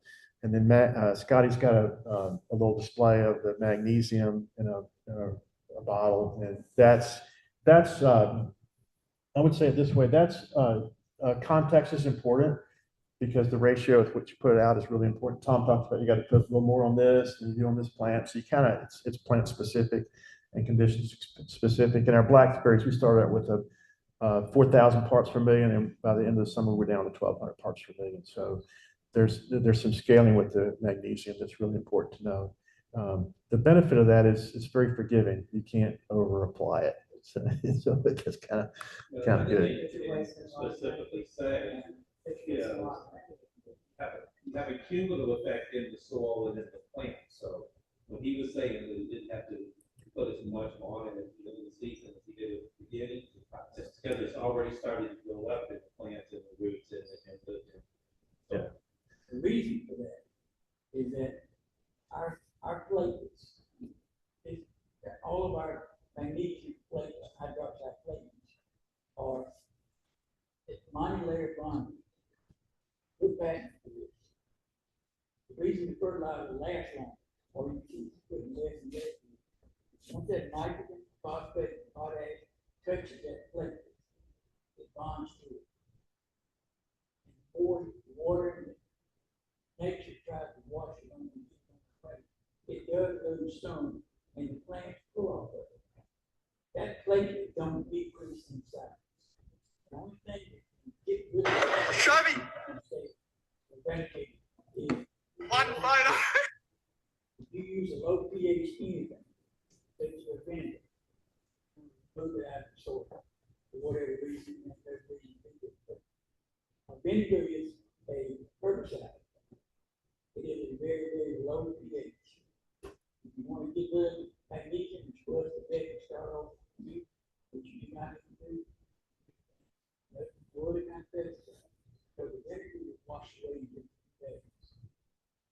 If I can look there. The more you use the magnesium, first year or the second year, and you are using exactly the same amount 1 year after the next, you'll notice your plants going to a yellow color, almost like it's not getting enough fertilizer, but it's just reversed. You have to cut back on the fertilizer if you use it multiple years, because it ain't going anywhere. The fertilizer does melt away, but what is stuck inside of that magnesium plate, just like the paint on the wall, it don't wash away, it don't go away very, very quickly. It does when the pH is lower than 3 or 4. It starts to eat up the plate, which turns the fertilizer loose, and then rain washes it away, especially on these heavy sides like these guys do. They will wash away. But to keep using it, you will cut down on the fertilizer. If you don't, nitrogen or phosphorus, like you said, will kill it. I heard it explained, because I asked a question at the regenerative conference I went to. They're saying it's a 2 to 3 year transition process to make these changes in your system. You can't just switch it overnight real quick. And they said, it's really kind of like a drug addict. You got to wean them off. And we've accustomed our soils and our plants to these synthetic things, and to just switch it off is not that great. So there's a transition process, but I think the magnesium is one of the greatest vehicles in that transition process. I will attest to that. I testify to that. It's been really, really great for New Water Farms. We're going to expand it to all of our crops this year. We've mostly been doing the blackberries because we had a fungal issue, but we're doing it in the gardens now. We'll do all of our, we're doing some trials in our greenhouse with our seedling transplants, more expanded with that, but also in some of our more things like pears and persimmon, the trees. We're going to start doing more of that this year. Yeah, persimmons and some of the needles. I'm not one that likes persimmons, but there was so much more sugar content in persimmons than the position. Yeah, this is an Asian persimmon with a 24% sugar content. It's up there. We want to raise it up, make it higher, because it is really tasty. But we're doing some trials in our blueberries. We'll expand that this summer, moving into next season, hopefully the whole plot. But particularly in all the vegetable spaces, that's what we're doing. Along with soil testing, and we did some plant analysis. I would encourage you in your gardens to do plant analysis. Sap analysis would be a really extensive trial to see what is that plant. And you can put all this stuff in the soil, but is the plant taking it up? But our blackberry plant analysis, leaf analysis verified that it's being absorbed into the plant. So that was good. It verified what was happening with our soil tests, and our plant tests corroborate each other. So that was really good. Yeah, it's really about looking at the system, not just adding this. It's made me pay way more attention than I ever thought I would. What's going on in the whole system, the soil, the last 6 months, I have learned more than I did in how many years of college I attended, my 12, 15 years of college. And it's brought me a lot of joy, and to share it with others is a really good thing. So, there's an opportunity to, stay watching out. We'd love to team up with you, help you guys. I've spoken to some folks about helping do some urban and community garden over in the Atlanta area. We'd love to be a part of that. We just want to spread the love and spread the joy, what our experience has been, and help you guys with that. So just stay abreast of what's going on. So again, just reviewing, we want to unite, particularly what I talked about, the two trajectories of small farms as a dedicated community of like-minded individuals. We're all here to make life better, and look at making meaningful shifts in the whole ag space, not just locally, but globally. I mean, the first time I met Tom, he talked about solving the food crisis in Africa. I thought, well, then he's more talking to, he's dead serious about this. He wants to make a shift here. Yeah, so there's an opportunity, and as New Waters, we're focused more on teaching this year. I was sharing those. We're going to start teaching nutrition and cooking classes with food bank recipients. We're helping some folks in the community start gardens. I mentioned as you guys drive out of here, you're going to go, man, there sure is a lot of vacant land around here. Every church's got vacant property. It's just a small garden. It will be a big change. But obviously, to revitalize, renew, and sustain our soil without things like ides, the the insecticide, the pesticide, the herbicide. I always say anything with the IDE is bad, like genocide, you know. So that's always a flag. And you say, hey, put some with the iodine on that. Wait a second. But just create systems that boost the yield, the health, the taste, all those things that we're learning now is just not in our food. And the regenerative use of resources, both physically, financially, it's a lot about relationships, bringing community back together. Let me tell you a really quick story I heard. So this macroeconomist I mentioned earlier, talking about the trajectories of ag, is from a small town in Iowa. And if you meet anybody from Iowa, they're from a small town, right? But he said 5 years ago, there were two counties that really considered as one county. It's a really big, probably the largest county in Iowa. He said 5 years ago, there were 2,200 acres in organic farming. And you think, well, that's pretty good. He said today there's 120,000 acres in organic farming. So there's a rapid growing shift to things like regenerative agriculture and these plant supplements that are healthy and sustainable. And obviously to grow more food in the same amount of space, obviously you can grow what we said here, all you need is a pot. You don't need a garden or a tractor or, a mortgage on a farm, right? So what we're trying to do here with the Agri-Harvest Solutions is to develop, to be intentional stewards, not just of the land, but the water in our communities. So just, help us flourish. And if you got any more questions, we'd love to hear from you. We've got plenty of time this afternoon if you guys do. Love to talk to you more about that. But I think with that, we just want to say thank you so much. We've enjoyed having you on the property, and just rejoice with what you guys are doing and what you bring to the table. So something else you mentioned last time, you didn't mention this time, is that when you eliminate a lot of these sides and chemicals, you're getting savings there, not just from the savings in what the cost of those chemicals are, but when Dr. Brand talks about, he makes one pass with the magnesium. He's not making one pass with this herbicide, this fungicide, all of this. So you're saving labor, you're saving time, and you're saving cost on the cost of the chemicals itself. So it's a much bigger deal than it appears on the surface. Yeah, I mean, that's right. Yeah, I mean, so your efficiency goes up, but your savings on your wear and tear on your equipment, your fuel, I mean, all those things. Is the goal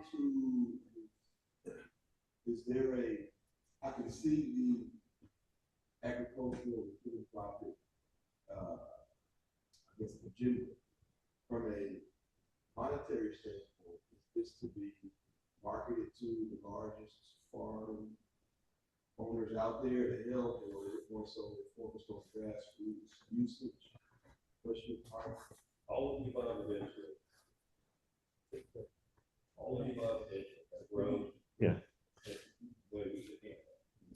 It costs so much per gallon to do.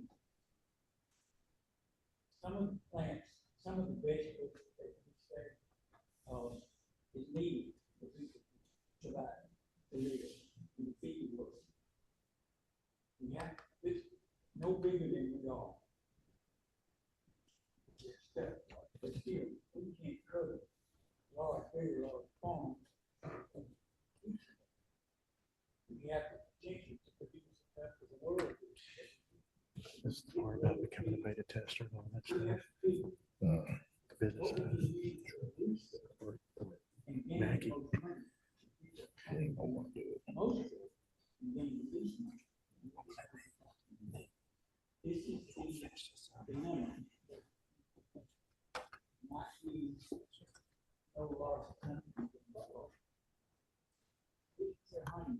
You're trying to find the right part to help us go on inside by helping them with their keeping the baselines of whatever they're making and increase their yield to share the rest on the yield side. With no more land and no more land and baselines and fix. So adding our product. So preach the gospel of saving. We can use it.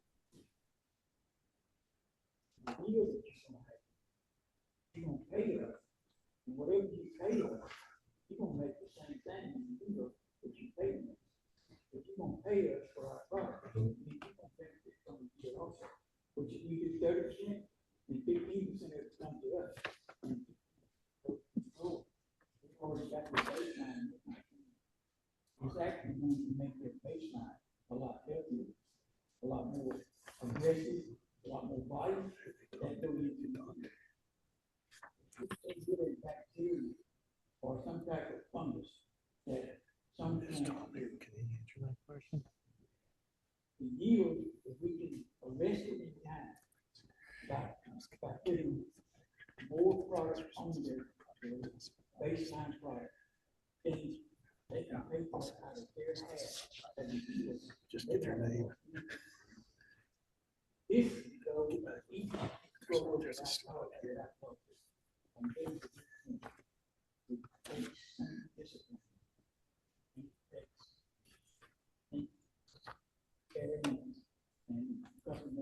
Temple, hey, Temple. Oh boy. That's where he's going to be. I want to concentrate on making a good product, 100% good product. Next slide.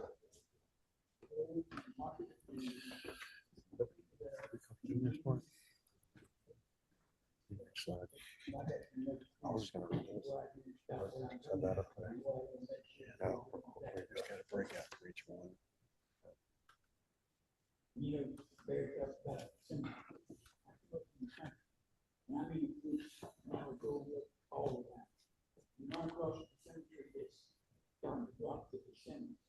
If you're not training and you pick up one of the percentages and you feel it for yourself, if it's not ready to invite you to it, it's out of spot shot. It's turning against sense. He handed me a percent, I'm like, I don't need that. Here, try it. But he is good. I ain't gonna try that. I took a bite, took a little bitty bite. All right, we're going to close this on out. But before we do, just a reminder. For those of you who would like to share your results, communicate with the makers, contribute to the test results of the superior product and testing development stages, you can become a beta tester for Nanotech Resources Plentiful Harvest product. Nanotech will help formulate a protocol for their magnesium hydroxide nanoplatelets, and you provide feedback and testing results to help them grow in their certifications.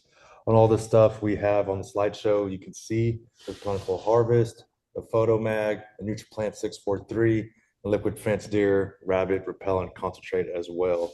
The Liquid Fence Deer and Rabbit Repellent Concentrate, you can buy it at Amazon, Home Depot, Lowe's, Tractor Supply, and Walmart for direct purchase. The NutriPlant, send us your information. We'll get back to you on that. And Buck is right over there in that corner. I know off, you Zoom callers can't see him physically, but I'm sure you guys will email Allie and they'll get back to us as well on that. Do the magnesium for Plentiful Harvest and AHS and Nanotech Resources. And NutriPlant is affectionately known as Buck's fertilizer. All right, NutriPlant is officially known as Buck's Fertilizer.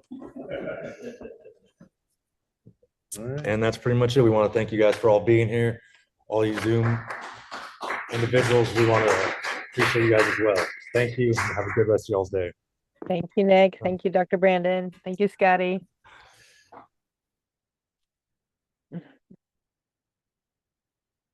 All right, everybody, that's the end of our online portion of our Zoom meeting with AgriHarvest Solutions. Thank you all for coming. And this video will be available probably by tomorrow.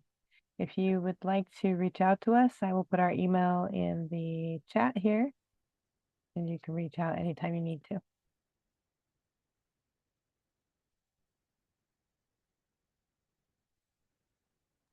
Just don't close the call yet till people have a moment to be able to read the email there.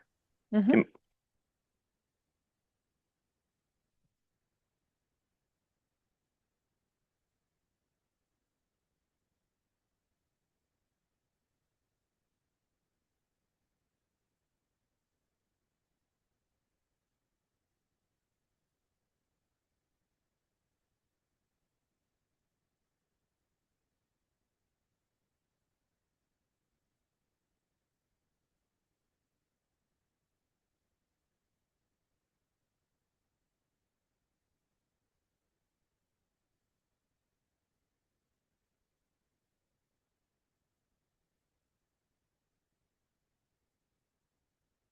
All right.